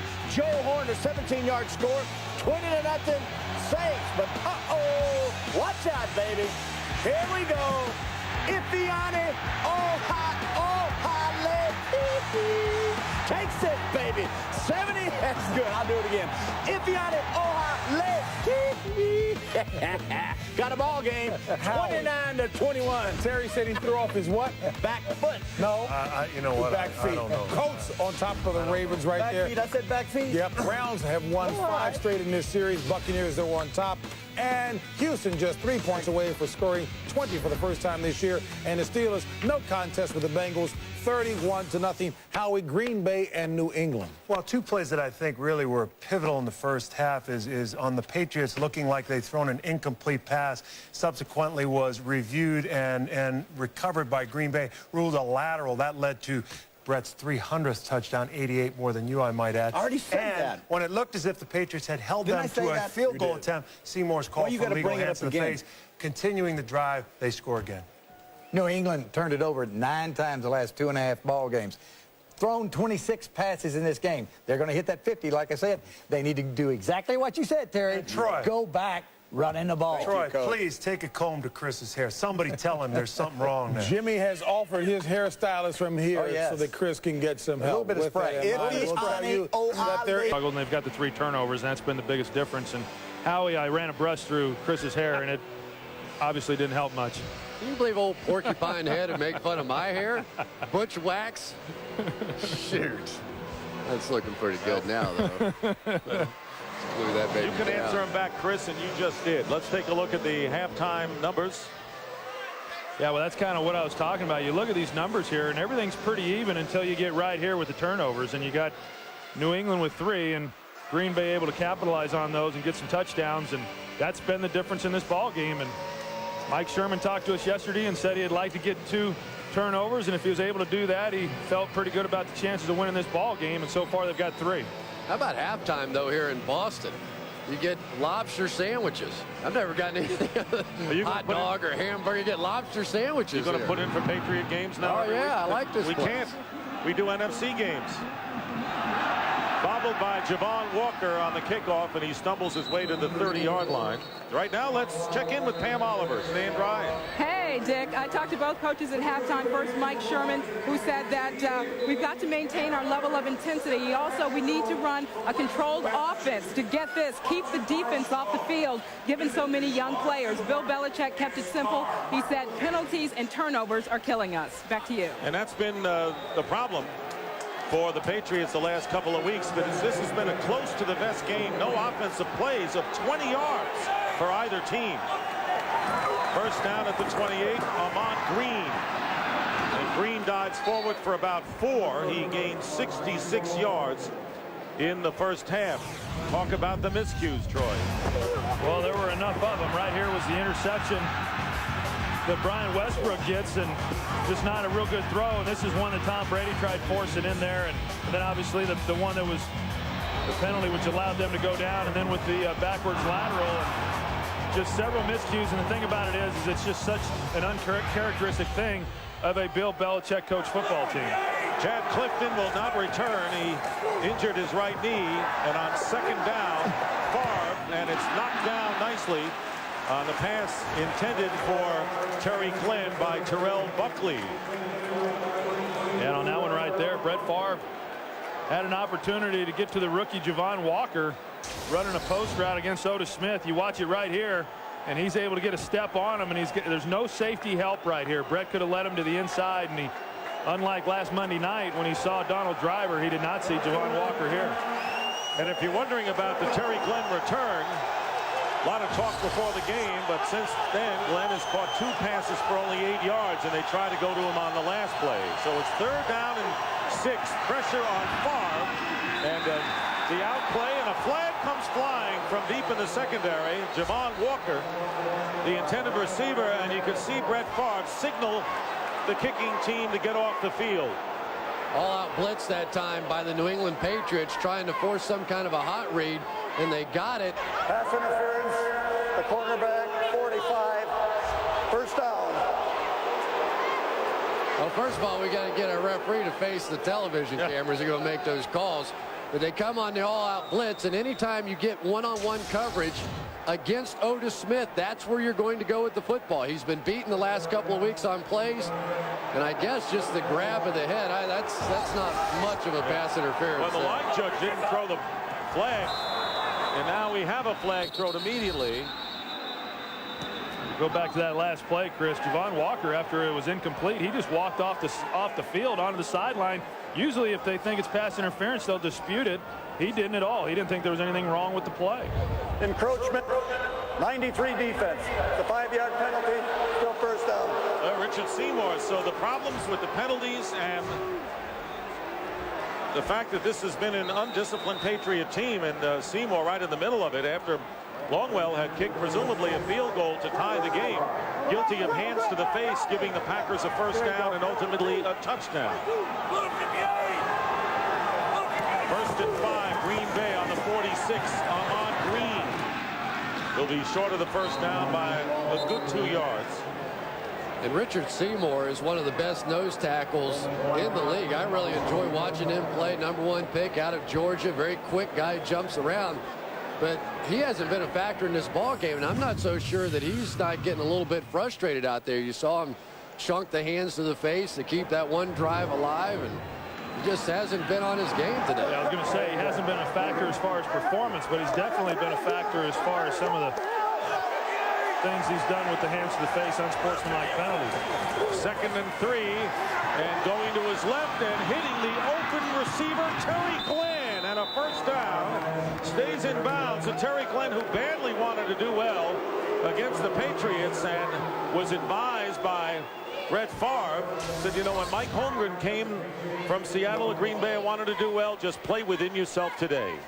Well, they do a much better job now with Brett Favre rolling to his left. A lot of times they want to keep right-handed quarterbacks staying to their right, and Brett Favre has the ability to throw off balance, and he can do that both ways, and he creates a real problem for defenses when he starts moving to that left.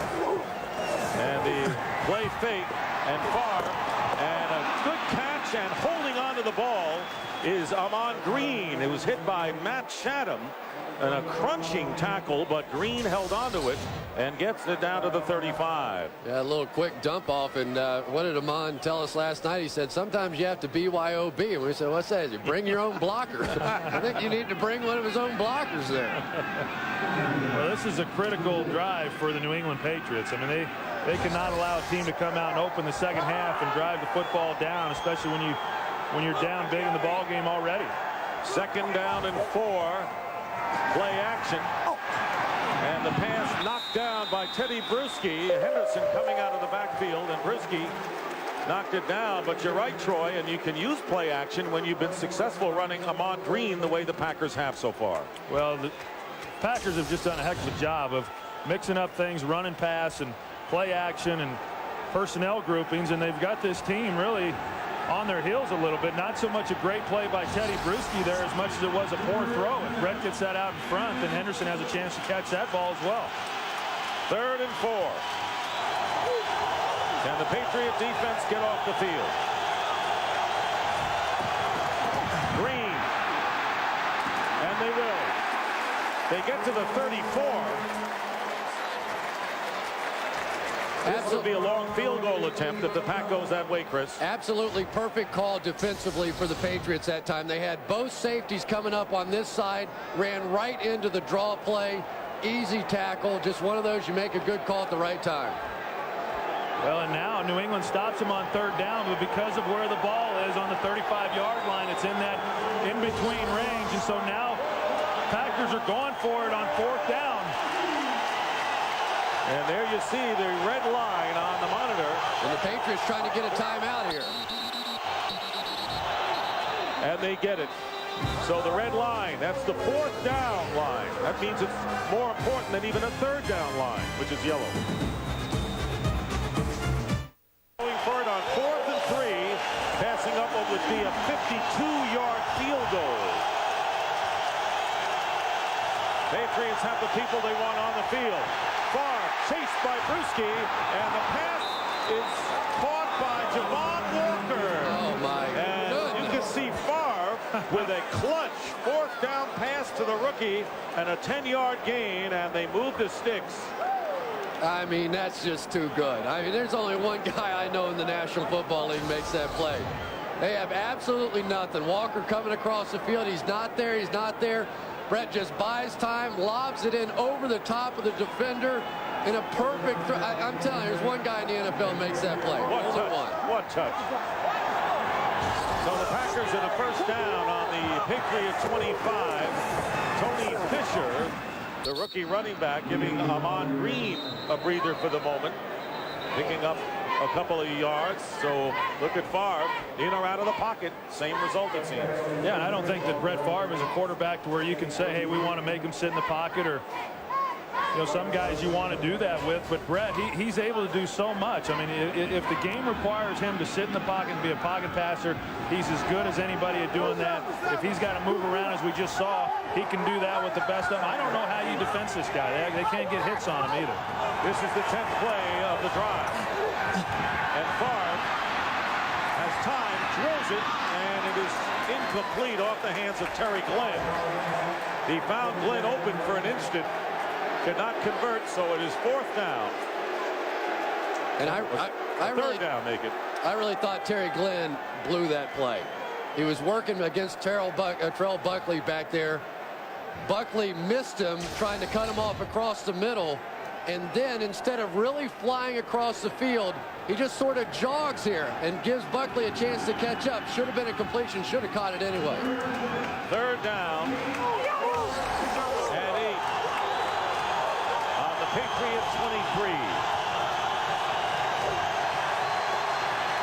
Favre.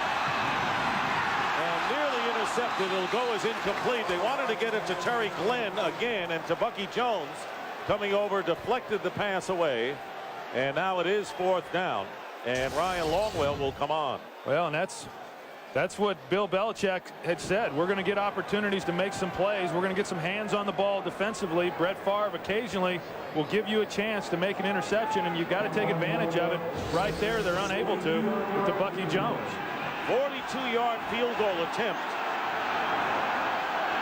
for Ryan Longwell. And Longwell, who struggled a year ago, misses this one. Ryan Longwell, who had a rough year last season, 2 for 5 with a block against the Bears, is wide left on the field goal attempt, and the score remains 14-3 in favor of the Packers. And the New England Patriots looking to get back in this game. Bill Belichick, Willie McGinnis on the sideline. Nearly 5 minutes gone by. That's why they're called the Patriots. Used to be their logo. Handoff to Antoine Smith. And maybe a yard as we send it down to Pam Oliver. All right, Dick, before the offense took the field, offensive coordinator Charlie Weiss gathered up the entire group for a little lecture. He calmly told them he wanted perfect technique, no errors, no mistakes. He said it's not time to panic. The score is only 14-3. Back to you. Well, that's the right thing to do. This is a very, very important drive for this offense. They have got to be able to keep the defense off the field, and they've got to go out down their field and somehow get points. Second down and 10. Down he goes, back to the 20-yard line.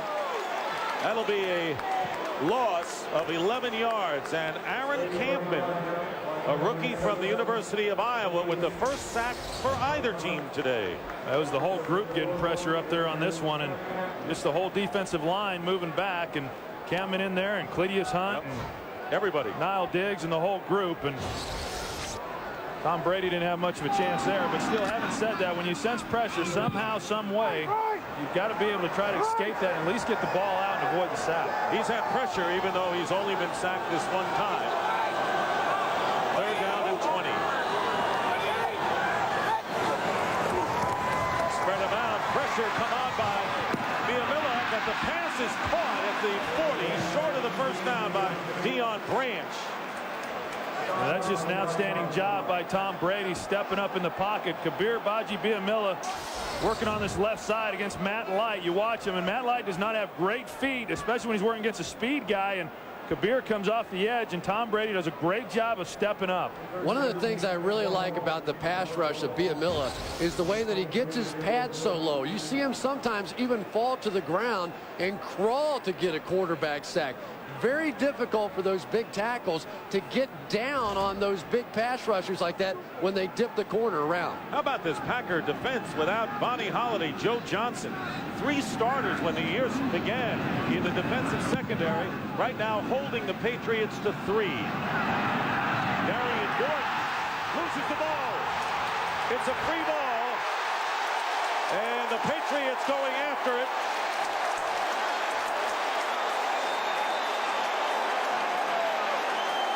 Bucky Jones forced the fumble. And the Packers recover. This could have been a huge break for the New England Patriots to get him back in, Troy, but the Packers hold the fort. Bucky Jones forced the fumble and then the scramble. And the Packers are right there. Torrance Marshall, a big part of it all.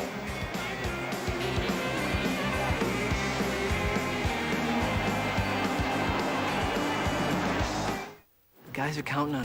Hi. Nice pants. What have they been? Presenting Dockers Go Khaki with Stain Defender. See?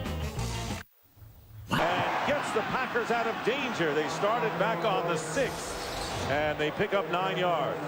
Bucky Jones, one of the top special teams players on this Patriots team, and Bryant Westbrook and Marcus Anderson just let him go right by and gets a huge shot on Darian Gordon. But he was clearly bobbling the ball anyway, but it was really the lack of effort by Westbrook and Anderson that set that up. And then Larry Izzo had the ball and just had it stripped away from him by Torrance Marshall. So for the record, it is not a fumble, it is a muff by Gordon.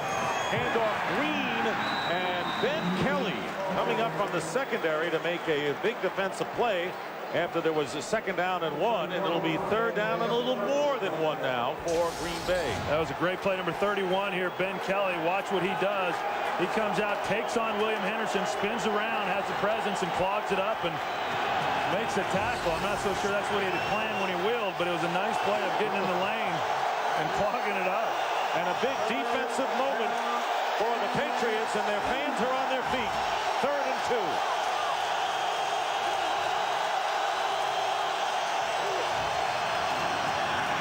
Again on the rollout, and the pass caught by Bubba Franks, and a first down. So he continues to pull the rabbit out of the hat. This time a 16-yard gain, and the Packers moved the sticks when they were backed up.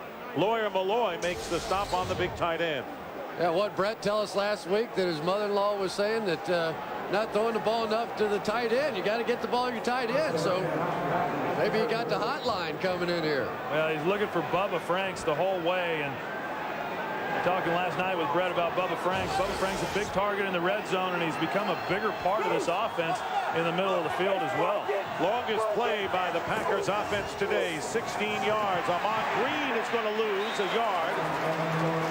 Maybe get back to the line of scrimmage, and an aroused Patriot defense, but again on third down, not making those stops.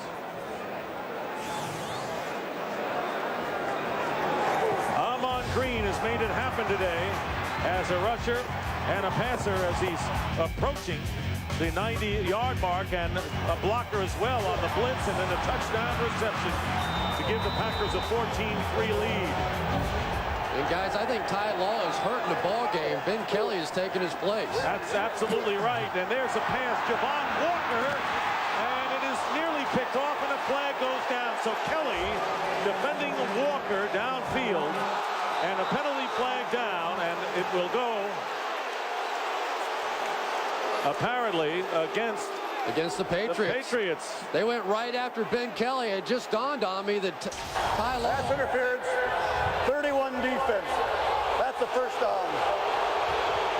Just constantly harassing him all the way down the field and pushing off there at the last second. The crowd doesn't like it, but I think it's a good call. Boy, that's an absolute killer penalty for any defensive football team. Probably the worst penalty you can have in a game is pass interference, especially on a deep ball, and they get the yardage. It's just it's a momentum changer for sure. 34-yard penalty against New England, and here is Barr, and moves and gets it to Bubba Franks, who is tripped up at the 30-yard line by Mike Vrabel, and there is Ty Law, who has been out a while now, and that's why Ben Kelly was in the game at cornerback. So interesting, with all of the Packers secondary problems, an injury to a Patriot cornerback affecting this game now. Yeah, and Brett Favre is looking over to Ben Kelly's way on every snap of the ball now. He's going to try and work over here. This time it's Donald Driver. Right down here. Second down and 4. Favre looking his way, and Driver making the reception inside the 10-yard line, again beating Kelly. What did Favre tell us? I don't look to go after a guy. It looks like he was in the last 2 plays, Troy.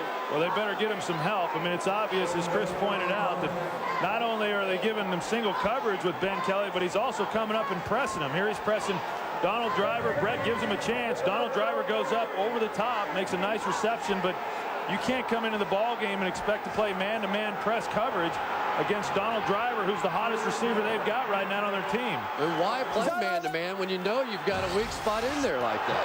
28-yard gain. Bill Ferrario reports to the official as an eligible receiver. Here's the toss to the end zone. Touchdown, Bubba Franks. Bubba Franks with a big grab in the end zone. And you wonder what can happen next to the Patriots, and Brett Favre is burning them at every instance with Ty Law on the sideline. Well, this is why Bubba Franks is such a huge weapon for this Packer offense. He's a big guy, big target.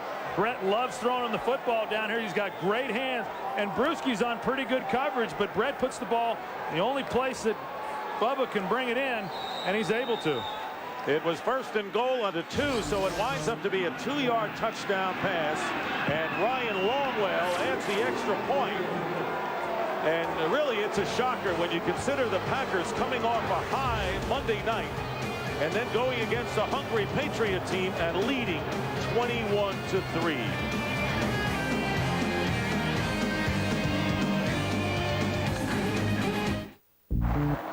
Okay, Vegas.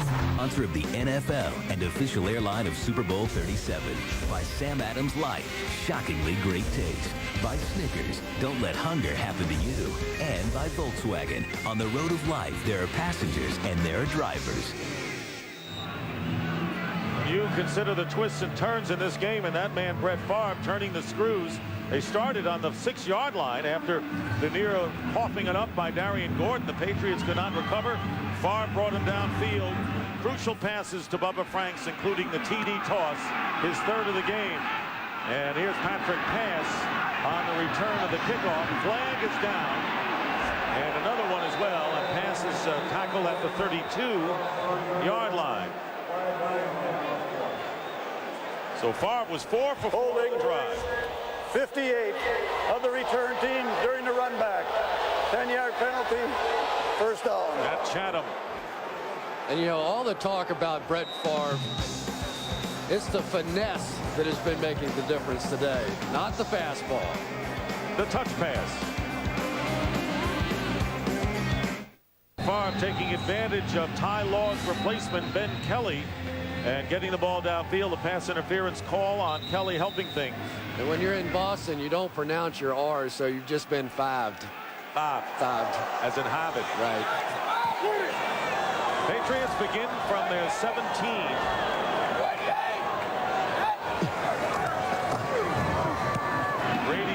To rookie David Gibbons as we send it down to Pam Oliver. Dick, at first glance, the Patriots trainers seem to be checking Ty Law out for possible concussion. I saw them check Law's balance. They played follow my finger, but so far the preliminary report is Law has the wind knocked out of him. Back to you. All right, Pam, and the Patriots going without a huddle on 2nd down and 2. And the out. And it is knocked down. Good defensive play by Brian Westbrook on David Patton. That looks more like a concussion than it does the wind knocked out. When you're wearing your mouthpiece backwards, probably not a very good sign. He looks like he's taking a pretty good shot. 3rd down and 2. Patriots trailing 21-3.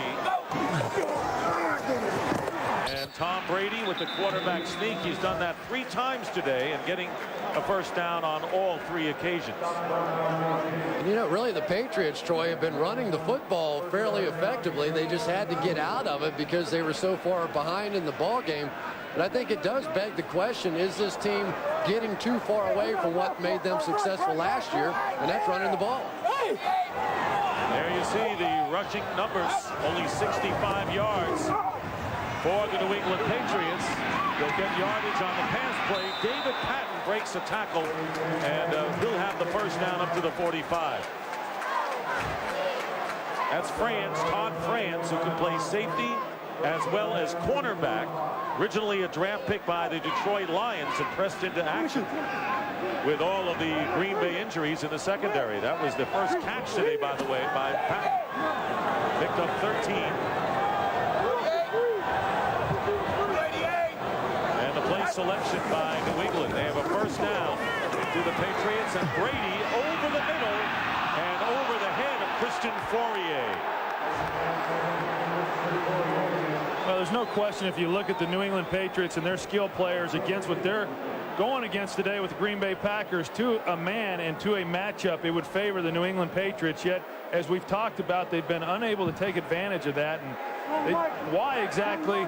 It just doesn't seem like Tom Brady's in a real sync. There's been times when there's been some guys open, he hasn't been able to get him the football. Other times when they just haven't been able to make plays.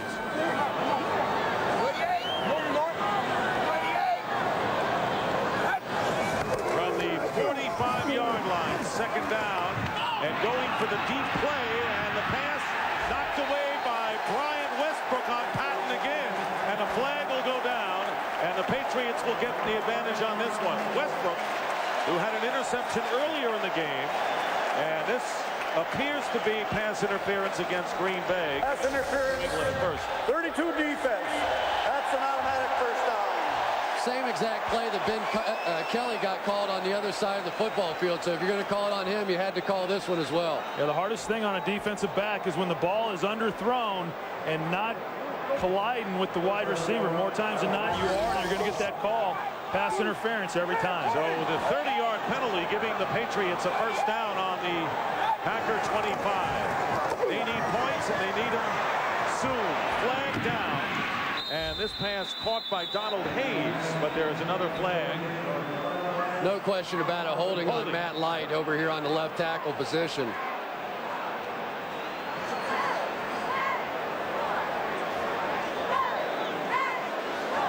Holding. 72 offense. 10-yard penalty. Still first down. If this continues the way it's going, I hate to see this bye week coming up for these Patriots and what Bill Belichick will have in store. And Aaron Catman's really had a pretty nice ball game all day long. Light has been doing a good job against Kabir Bajaj-Biamila, and then Aaron Catman comes over there and blows right past him. 10 penalties for over 100 yards for the Patriots. First down and 20 on the 35 of Green Bay. Pressure put on Brady, and he gets rid of the ball. Marcus Wilkins, who was shaken up earlier in the game, you remember, putting the chase on for Tom Brady, bringing up second down and 20. And here's a look at Troy Brown, and you wonder if maybe that knee brace is bothering him a little bit. He just doesn't seem like he's running as well as what he's capable of. And that's not Troy Brown. That's not the guy that went to the Pro Bowl. That's not the guy that dominated all the way through the playoffs. He's got a brace on his knee. That's a play. If he snaps his head around, comes back to Tom Brady, he's going to get the completion. Second down and 20. There's that brace that he's wearing for the first time. Brady on the fake, drills it, and it's intercepted by Marcus Anderson and the rookie free safety. And it's Tom Brady who makes the tackle on Anderson. So the rookie from UCLA, Troy's alma mater, comes up big. And what contribution the Packers are getting from their backups and people who never expected to play today. Well, and this is the kind of day that it's been for Tom Brady. He's got a chance here for David Patton. It's a two-man route. David Patton's going to the post. It's a touchdown if Tom Brady's just able to get the ball over the head of Marcus Anderson, and he's not able to do it. He throws a line drive in there rather than getting a little air under it. You'll see Tom Brady working back into it to make the tackle, and just not a very good throw by Tom Brady. 22-yard return by Anderson. Good tackle, though. And on first down, Ahman Green for a couple of yards. And now, with nearly a minute remaining in the third quarter, it's been a rough day for Tom Brady. Last 9 quarters, which include the 2-game losing streak. Look at those numbers. Under 60% completions, more interceptions than TDs. You know, you just have to wonder, and I go back to it. This is a team that won the Super Bowl a season ago, and Terry Bradshaw alluded to it in the pregame show, that you run the ball, you play defense, you don't make mistakes, and you win a Super Bowl. Then you come back the next season, and they're throwing it all over the park. Fans look awfully glum here in Foxborough. Second down, and here is Green. Ahman Green, and no one can tackle him. Green, and finally goes down. He slid through everybody in the Patriot defense. Ahman Green, and finally Lawyer Malloy hangs on, but not before. Ahman Green gains 38 yards for Green Bay, and a big run.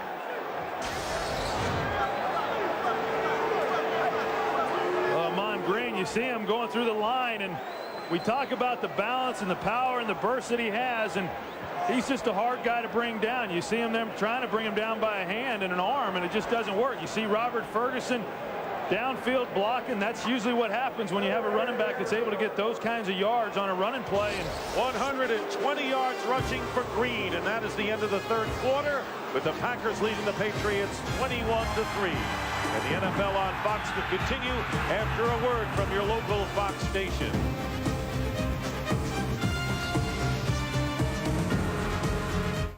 Again, the New England Patriots guys are falling prey to big running games. LaDainian Tomlinson, Priest Holmes the week before that, Ricky Williams gained over 100 yards, and now a big game for Green.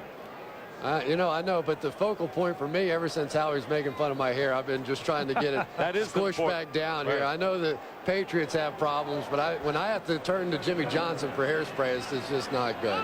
It's not good. There you see the 3 rushers who have really scalded the Patriots, and now Green the 4th, and Green tries to turn around. 622 yards in 4 games on the ground. That is Bill Belichick-like for his team, and he didn't want to talk about anything about last year when we talked to him. He's just worried about this year, and now he has some cause to worry. Well, and you talk about why teams have been able to run the football effectively against this defense, and one of the main reasons is that front 4 is they don't do a real good job of coming off blocks. Richard Seymour is an outstanding football player. The rest of those guys are pretty good guys collectively, but not great as any one individual. And Even when they get 8 guys in the box, they just haven't been able to fill their lanes, and it's showing up again here today. Rain falls again on 3rd down and 2, and the pass to Glenn, and the flag is down out of the hands of Glenn, who is defended by Terrell Buckley, but the penalty will go against the Patriots. Terrell Buckley just grabbed his head as he did a little head fake to the inside and tried to blow by him. 31 defense. That's a first down. They call it on Ben Kelly. I don't think so. I think it's right here. That's where they threw the flag anyway. It'll be a first down for the Packers, and many of the fans continue to brave the elements as you see the play again. Kelly was off to the left, you saw in that replay, but apparently it was against Buckley. Ben saying, I've had a tough enough day, don't lay another one on me. 1st and goal at the 4, and the handoff on the fake, Green, and he is driven back by Teddy Bruschi for a loss of 1. Well, in the AFC East, the New England Patriots coming in a game behind the Miami Dolphins, who are playing at Denver tonight. About time to put one of those right there. You know, the other thing that you've got to keep in mind, there's only 2 wild cards now in either conference. It's not like it was last year in the last few years where there have been 3 wild cards. And when you consider what's going on in the AFC West with all the good teams out there, it's going to be very difficult for New England to get one of the wild cards. There'll be someone disappointed out west for sure, Chris. 2nd and goal. Here is Ahman Green diving in, and he is stopped short. Roman Pfeiffer was the man in the middle, a pickup of 5 yards for Green. Notice how the Packers immediately went to Green early and set the tone for this game, Troy. Well, they certainly did, and I think they know how important he is. And Brett Favre obviously gets the headlines, and rightfully so. He's the guy that makes this whole thing happen. But Ahman Green is such an integral part of this offense, and such a great runner, great power runner. And I just can't say enough good things about him. I think he's exceptional. 3rd down and goal at the 1-yard line, and here is Green. There's only 2 wild cards now in either conference. It's not like it was last year in the last few years where there have been 3 wild cards. And when you consider what's going on in the AFC West with all the good teams out there, it's going to be very difficult for New England to get one of the wild cards. There'll be someone disappointed out west for sure, Chris. 2nd and goal. Here is Ahman Green diving in, and he is stopped short. Roman Pfeiffer was the man in the middle, a pickup of 5 yards for Green. Notice how the Packers immediately went to Green early and set the tone for this game, Troy. Well, they certainly did, and I think they know how important he is. And Brett Favre obviously gets the headlines, and rightfully so. He's the guy that makes this whole thing happen. But Ahman Green is such an integral part of this offense, and such a great runner, great power runner. And I just can't say enough good things about him. I think he's exceptional. 3rd down and goal at the 1-yard line, and here is Green. And Green gets the touchdown. So every time Ahman Green has gained 100 or more yards in a Packer uniform, 12 previous times the Packers have won all 12, and now they open up a more than commanding lead as he scores his 1st rushing touchdown of the year and his 2nd touchdown of the game. And now we see the fans for the Super Bowl champion New England Patriots filing out on them as they did in the years gone by. And we still have 12 minutes to go in the ball game. Ryan Longwell with the extra point, and it is 28-3. So Brett Favre with 3 touchdown passes, including his 300th of his career, but it's that man, Ahman Green, who has set the tone. Time sandwiches. Without the shell, I might add. It was lobster without the shell. Not quite the same. Long day for Charlie Weiss and Tom Brady as the Packers. Ryan Longwell prepares to kick off. Big day for that man, Ahman Green. Kevin Falk, as the rain is heavier now in Foxborough, and Falk brings it out to the 34-yard line. Brett Favre gives credit where credit is due to his offensive linemen. And you guys said that in bad weather, Brett Favre is as good as he ever is, and he was today. We'll be right back. AM We had a scoreless first quarter, and Adam Vinatieri put the Patriots in front 3-0, and since then 28 unanswered points by the Packers. And everything affecting the Patriots today, more yards than penalties, but not by a lot. First down. Brady getting rid of it, and with the rain coming down, he's got David Patton out there for a short gain. The October magical matchups continue. Coming up later today, it'll be Game 5 between the Twins and the Angels. Joe Mays for Minnesota, who won Game 1, trying to capture the deciding game. Kevin Agbier will be pitching for the Angels. Hand off to Antoine Smith. First down as he gets close to midfield. And then tonight it'll be the Cardinals and the Giants in the fourth game of the NLCS, with the Giants lead now 2-1. There are the two starting defensive backfield performers, Darren Sharper and Mike McKenzie, unable to go today. Smith to the 45-yard line. The Atlanta Falcons defeat the New York Giants 17-10, and they do it without Michael Vick. Falcons win it, and the Giants go to 3-3 on the year. Second down and 2, or 3 yards to go. And Brady still on his feet. Penalty down. Pass to David Patton. Patton on the crossing pattern gets to the 25, gain of 20, but a flag thrown back at the line of scrimmage. And this appears to be against New England. That's the second time illegal hands to the face against the Patriots. Once illegal on the use of hands, 70 offense, hands to the face, 10-yard penalty, still second down. Adrian Clem, who's at right guard right now. Greg Robinson Randall has moved into right tackle as they have sent in the reserves on the offensive line for New England. Right now you've got steam coming out of the head of Bill Belichick. This guy, if he stands for anything during the course of his entire career, you do not do stupid things on the football field. And this has just been a horrible stretch right now for the Patriots. And the handoff to Antoine Smith out of the shotgun. And you're absolutely right, Chris. You know, last week they fell behind early, and they had to pass. They were in this game, and then they started to make these kinds of mistakes that upended them. Yeah, and I don't think you can say enough about the job that Ed Donatel, the defensive coordinator for the Packers, or Bob Slowick, the job that he's done in getting this team ready to play on a short week after coming off a Monday night game and with the injuries that they've had.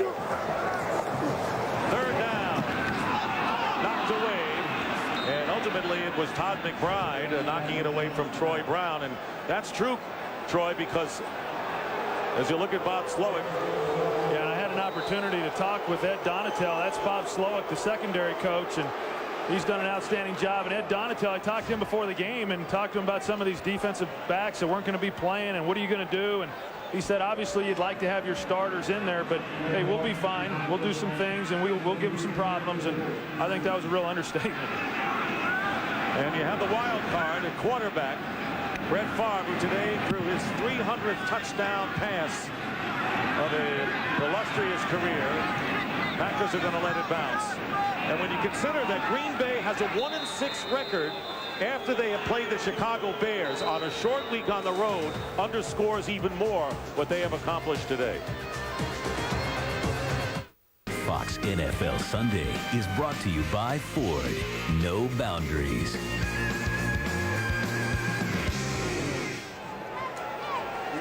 Well, they've got brave fans, hardy fans in New England, but the rain and the score makes it hard for some of them to hang in there as Ahman Green picking up a couple of yards. Brett Favre passing Johnny Unitas into 7th place on the all-time career passing list. He joined the exclusive club, as we showed you earlier, with his 300th career touchdown pass. Well, and you can't say enough good things about Brett Favre, and he's passed some great people today, as you mentioned, in the touchdown passes and then in passing Johnny Unitas in yardage. And he's still got a long way to go to get to the top, though, with Dan Marino. He might get there, though. Just depends on how long he's played. He'll have to play a little bit longer. Lions and Vikings are tied up, and Ahman Green gets a couple of yards. Well, this has got to be a heartwarming homecoming for Mike Sherman, who was born in Norwood, Massachusetts, and attended Algonquin Regional High School in nearby Northborough. And that's what he looked like as a player. Then in the mid to late 50s, he was an assistant coach and offensive coordinator at the College of Holy Cross in Worcester, and had a great time. Talking to him last night, he said, I remember in 1976 going to Fenway Park to watch Louis Tiant and his friend Mark the Bird Fidrich of the Tigers pitch. Like so many Boston fans. And the pass is incomplete. Who was calling those games for the Red Sox, Dick? Well, I called a few of them back then, I might add, and he remembered that. But he also said he attended in Fenway Park a Boston Patriots game, because as you may remember, they came into the AFL in 1960 and played everywhere in town. They played at Fenway Park, Boston University Field, Boston College Alumni Field, Harvard Stadium. You're starting to show your age, Dick. Just good in history, Troy. I remember when you were playing. Here's the punt on 4th down by Josh Bidwell. Kevin Falk on the return gets into Packer territory and is stopped at the 45-yard line by Rob Davis. 8 minutes precisely remaining in the game. 28-3 Packers. It's remaining here in the 4th quarter. The Packers leading the Patriots 28-3.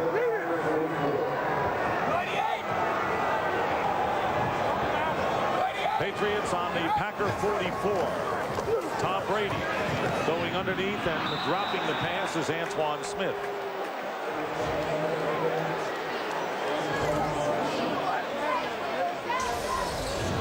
I realize it's a tough day. It's raining outside. It's kind of sloppy. The ball's wet and all that. But well, the Patriots just haven't done a whole lot right today and dropping balls. And probably the only thing they have done fairly well when you look at their yards per carry is run the football. They've been averaging over 4 yards a carry, which is pretty good in the NFL. And penalty markers. Well, there's a completion, though. Yeah. Encroachment. That baby out there. 98 defense. 5-yard penalty, still second down. Billy Lyon encroachment. There are the numbers for the two quarterbacks today. The 147 looks like it's even, but then you look at touchdowns and interceptions, and that's the story. When you wonder how long they're going to leave Tom Brady in the ball game right now and let him get exposed to getting hit. There's a handoff to Antoine Smith out of the shotgun. Smith with a hard hit. And it was Bryant Westbrook and his own man who's down on the field, and David Patton is down on the field. And he is slow getting up. They always want to know, Dick, why wide receivers don't like to block. Because sometimes that happens to you. And Bryant Westbrook, who's had a huge game, just stiff arms David Patton right back into his own ball carrier. Look at that. Bryant Westbrook just slams him back in. That looked like a 400-pound bench press there. And Patton is down, and while he is, let's send it out to James Brown in Los Angeles for a game break. JB. Hey, Dick, to show you how Minnesota tied it up, looking for its first victory of the season. Dante Culpepper, a little screen pass to Michael Bennett. Nice blocking there. Nice blocking here. Speed here. 45 yards to pay dirt. It's all knotted at 24. Back to Dick, Troy, Chris, and Pam. JB, I think that's been his first touchdown of his career. I had him on my fantasy team for 2 years. I don't think he's ever scored one that long before. So David Gibbons replaces Patton, who is on the sideline now. Helmet on. First down on the 27. Here's Antoine Smith again. Smith bouncing outside, and Smith getting to about the 20-yard line. Will be a couple of yards shy of the first down. Aaron Campman making the stop for the Packers. Just amazed at how this Green Bay Packer team has come up with such a big effort today. Depleted in so many positions on defense, and they have not allowed a touchdown at this point. Here's Smith. Big room up the middle, and Smith getting close to the 5-yard line. A gain of 14 on the play. And I realize we're at the end of the ball game and a hurry-up drill, and they're playing cautiously on defense. But really, the Packers on defense, they haven't changed their approach that much throughout the course of the game. This is something I think the Patriots could have done a lot of today. They were so cautious with those new guys in the secondary. Smith gaining 75 on the ground and a chance for more. Or less, and it's going to be a little more. Marcus Anderson making the tackle, and we have under 6.5 to play here in the game. Well, and right now, this New England offense just trying to come out of this thing with regaining some confidence. Well, obviously, they lost a tremendous amount of confidence during the course of the first 3.5 quarters, and they're just trying to get something going and get something on the board. 2nd and goal from the 4. Brady firing, and it is caught by David Gibbons, who is drafted on the last round by the New England Patriots out of Notre Dame. 4-yard touchdown catch, and the first touchdown given up by the Packers today. And Tom Brady, you take a look, and he sees him on the back line there, and really an outstanding throw by Tom Brady, who's under some pressure, much like he has been throughout the day. And to hang in there and make this throw, that's where you want to throw that pass, is up high and give your receiver a chance. And not only is that his first NFL catch, it is, of course, his first NFL touchdown. That'll be a memory. Adam Vinatieri adding the extra point, and the Packer lead now is 28-10. You know, when you take a look at Tom Brady, and obviously everybody knows last year, the season that he had coming in off the bench in place of Drew Bledsoe and going on and leading this team to the Super Bowl. And you just wonder, and I wonder as a former player and knowing what it's like to go on and win a Super Bowl, that it doesn't get any better than what it was last year for Tom Brady. I mean, as many years as he has ahead of him and as bright a future as he has and as good a player as he is, it will never be as good as it was last season coming off the bench and winning that Super Bowl for the first time. And you wonder how someone's going to be able to react to that. I mean, obviously he wins the first 3 games this season, comes into this ball game having lost 2 in a row for the first time in his very young career. Now it looks like he's going to go on and lose 3 in a row, and how he reacts and how this team reacts is going to be something to be seen. But you know, Tom Brady's he had it as good as it could be right from the beginning. Do you think that he is the kind of guy, though, that you can put everything on his back the way they've done during the course of this season, ask him to throw the ball 40, 50 times and do it all? I mean, John Elway really was not John Elway until Terrell Davis came along. Even Brett Favre, you know, until he ended up with Amon Green on this team, it was difficult for him to get it going a little bit. I just don't believe in that one-sided approach that we've seen so far from the Patriots. I know they've had trouble running the ball, but I don't think that's the right approach for this thing. 28-10, so the Patriots score after 28 unanswered points by the Packers. Adam Vinatieri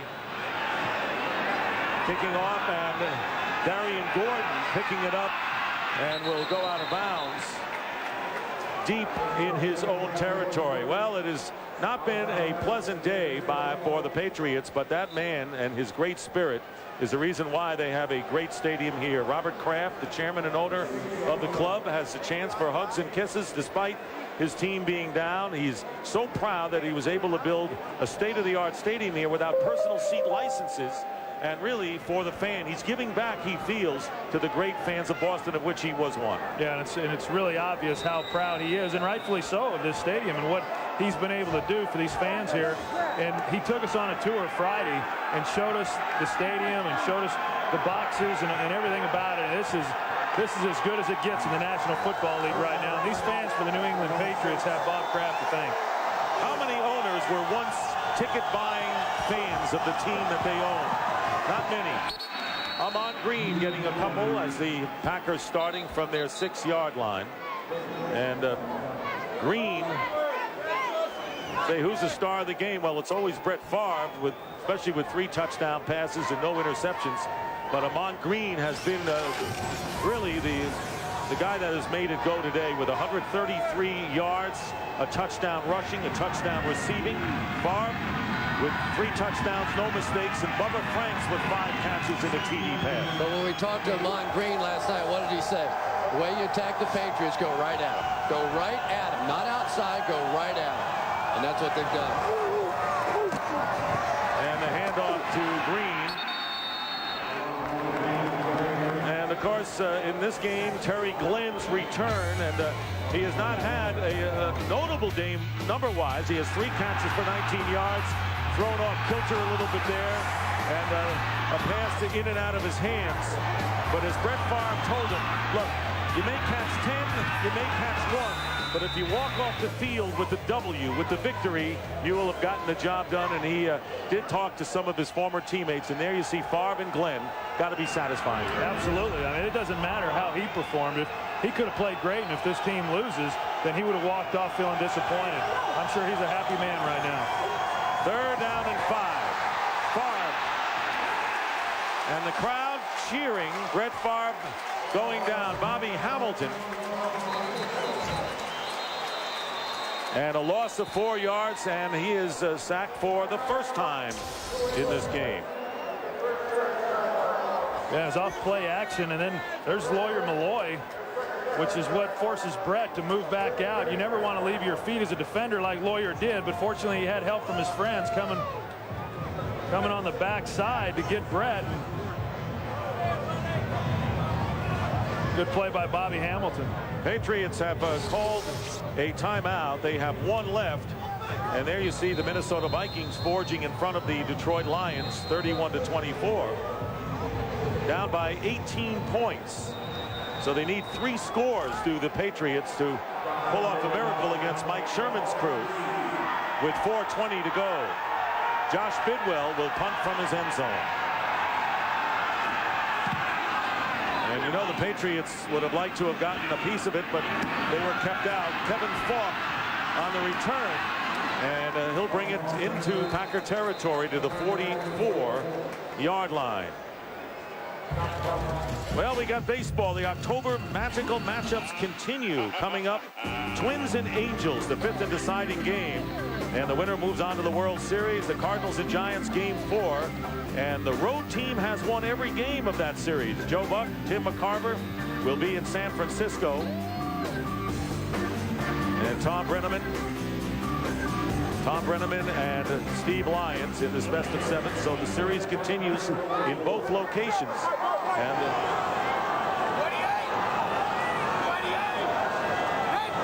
first and 10 at the 44. And Brady goes down back in his own territory. I tell you, that's just Bill Lyon. That's a heck of a play by Billy Lyon right there, just basically going right through the offensive lineman. And that's the kind of player he is. I mean, here it is. They're up by 18 points, and he's still playing hard. And the Patriots are still playing hard, lining up quickly on 2nd down and 17.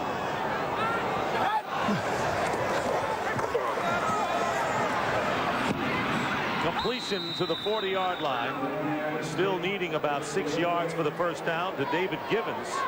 I don't know, Troy. You may have to use your rally monkey for the Patriots here. They seem to be trying to put one together here. Of course, you're the big Angels fan. You're carrying your rally monkey around with you everywhere you go. Maybe it'll work. I got it up here with me today, no question. The Patriots need some kind of rally monkey.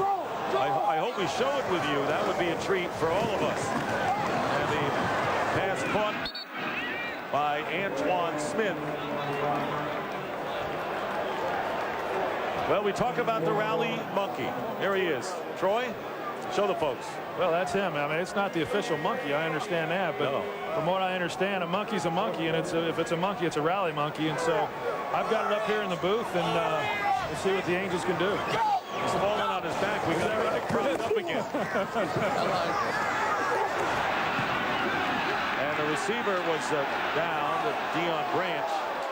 Pass from Brady was incomplete, and for a game break, let's go to James Brown. JB. Hey, Dick, Minnesota looking for its first victory ever. 5 plays, 48 yards, capped with that Mo Williams touchdown run. His 4th TD of the season. Minnesota on top, 31-24 late. Back to Dick, Troy, and Chris. Wild game there as the Lions and Vikings. So the 4th down incomplete pass, and the Packers get the ball on downs. As you look at the NFC North, Green Bay coming in with a 2-game lead over the Chicago Bears. And we'll go 5-1. Pretty good start, Chris. Sure is, and you've got to wonder right now whether or not they're the team to beat in the NFC. We saw San Francisco last week look pretty good, too. Ahman Green with a 1 yard on the play. And, of course, the Eagles, who have only stumbled against AFC teams thus far. You know, I tell you, Troy, there's nothing that feels any better at all. When you're on the road, you're playing in this kind of environment, and you turn around, you look up in the stands, and everybody's leaving.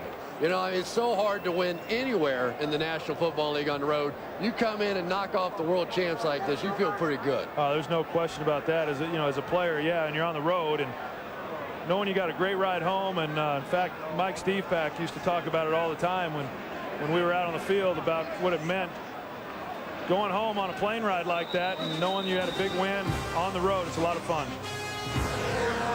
I never heard Mike say that, but I'll take your word for it.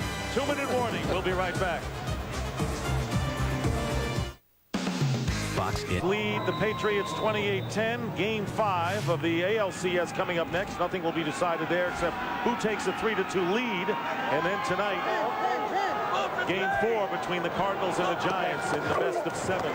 Winners move on to the World Series. Ahman Green, who has career-high 31 carries in this game. But Brett Favre again comes up with a big effort.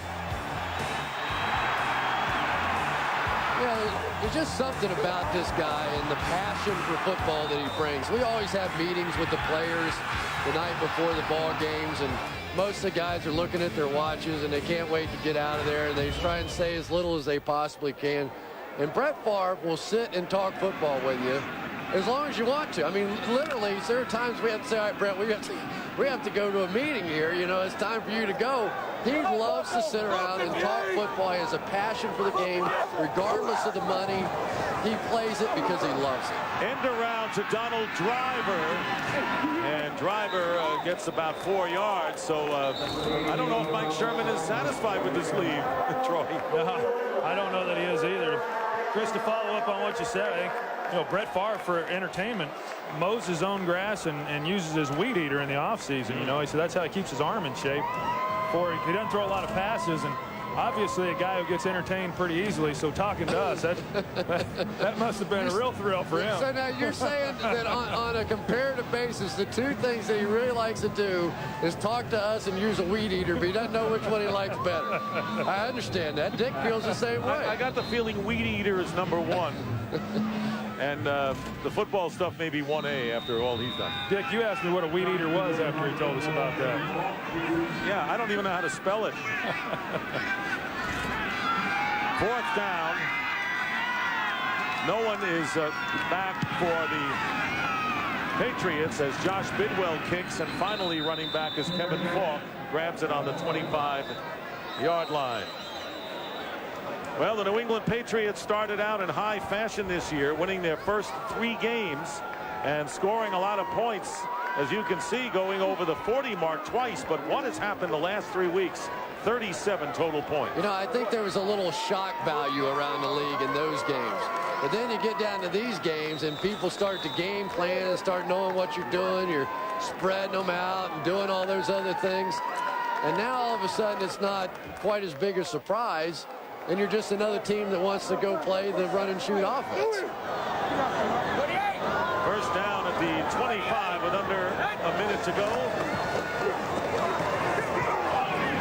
Incomplete to Christian Fourier as we send it back out to Los Angeles and James Brown. Hey, Dick, under a minute to go as well in Dallas. Take a look at this 4th and 14 play. Quincy Carter whips this one, hooks up with Antonio Bryant, who holds on to it. 24-yard strike, and it is now 14-13 Dallas. 56 seconds left in regulation. Back to Dick. So the Cowboys are coming back after losing to the Giants a week ago. And he missed Antonio Bryant on the final play last week. It would have been a touchdown, maybe not the final play, but would have been a touchdown to win for the Cowboys. Comes back and makes that juggling catch to win this one. Well, a game produced today by Richie Zients, who no stranger to the New England area, attended Boston University. Directed by Artie Kempner, our associate directors Greg Scopatoni and Derek Manning. Jacob Ullman, Jeremy Green, our broadcast associates. As the pass complete to Dion Branch, technical director Rich Basili. Dave Hill, the technical producer, audio mixer Fred Aldous, and the pregame show directed by Bob Levy, produced by Scott Ackerson, the associate director Jennifer Love, studio technical supervisor Jonathan X. The senior producer of Fox Sports is Bill Brown, and the executive producers of Fox Sports are Ed Gorin and David Hill. And here's Antoine Smith. But guys, I've enjoyed it as time runs out. Filling in for Joe Buck here for a couple of weeks. Great having you with us, Dick. And the Green Bay Packers, and this is an unlikely victory today because they had all the cards stacked against them, and they come into New England and win 28-10. We'll be back here at Foxborough in just a moment. It's a comfortable victory over New England and a big surprise, really.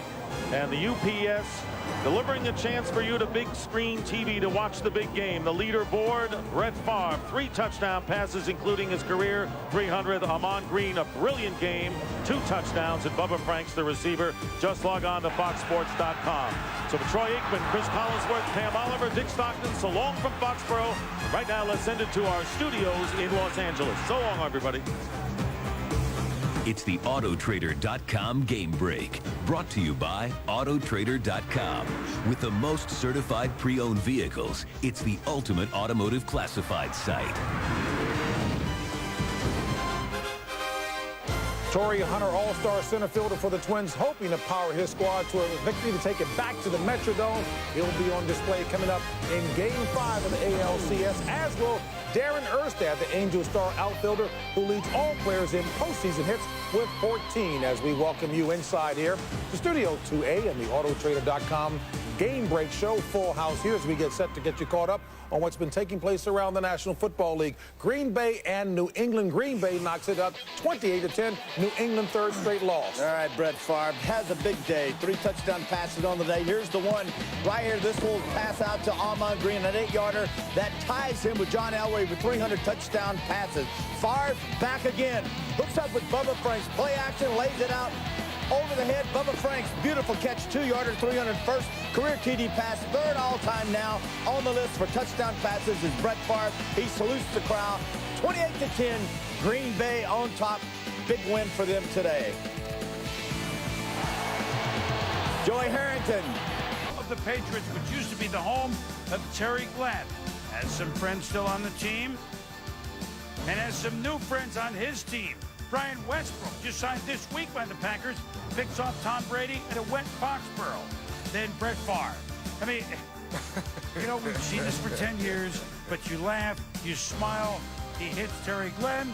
Longwell kicks a field goal, but Richard Seymour smacking Mike Wally in the face. Illegal use of hands. Mike Sherman takes the field goal off the board because he's got Favre. William Henderson, touchdown, 7-3. Pack.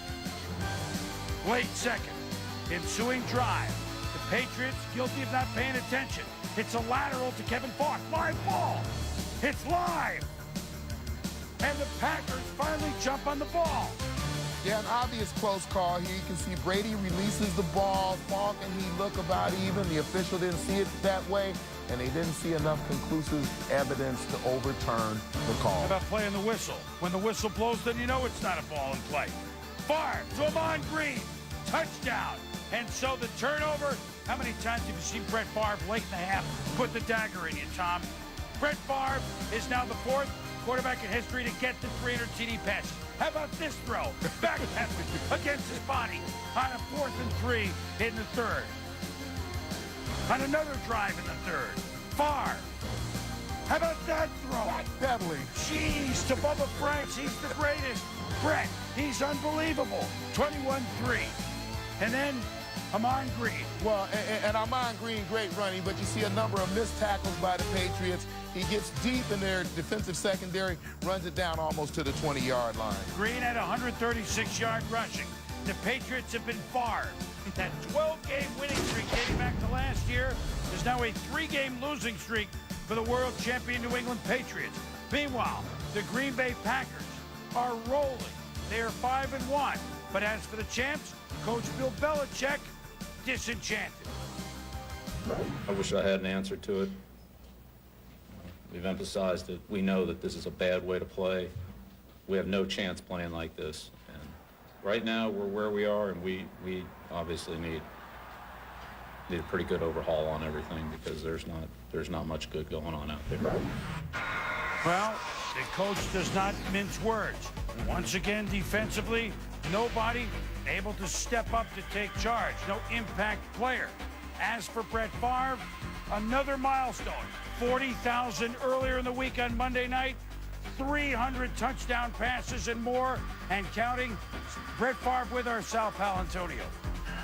You guys are sitting pretty. You have a golden opportunity maybe to get a Super Bowl berth. Do you think about that a little bit? Not really. You know, I think everyone's aware, and I say everyone on our team is aware of what we've done, where we stand for the most part. But I've been in it a long time, and you're not getting any younger. I'm not getting any younger. I mean, I don't want to sit here and beat around the bush any. I mean, I am very pleased with where we are and what we've done. But there's a lot of football left, and you know, we got a good football team. That's obvious, but we're not a great football team.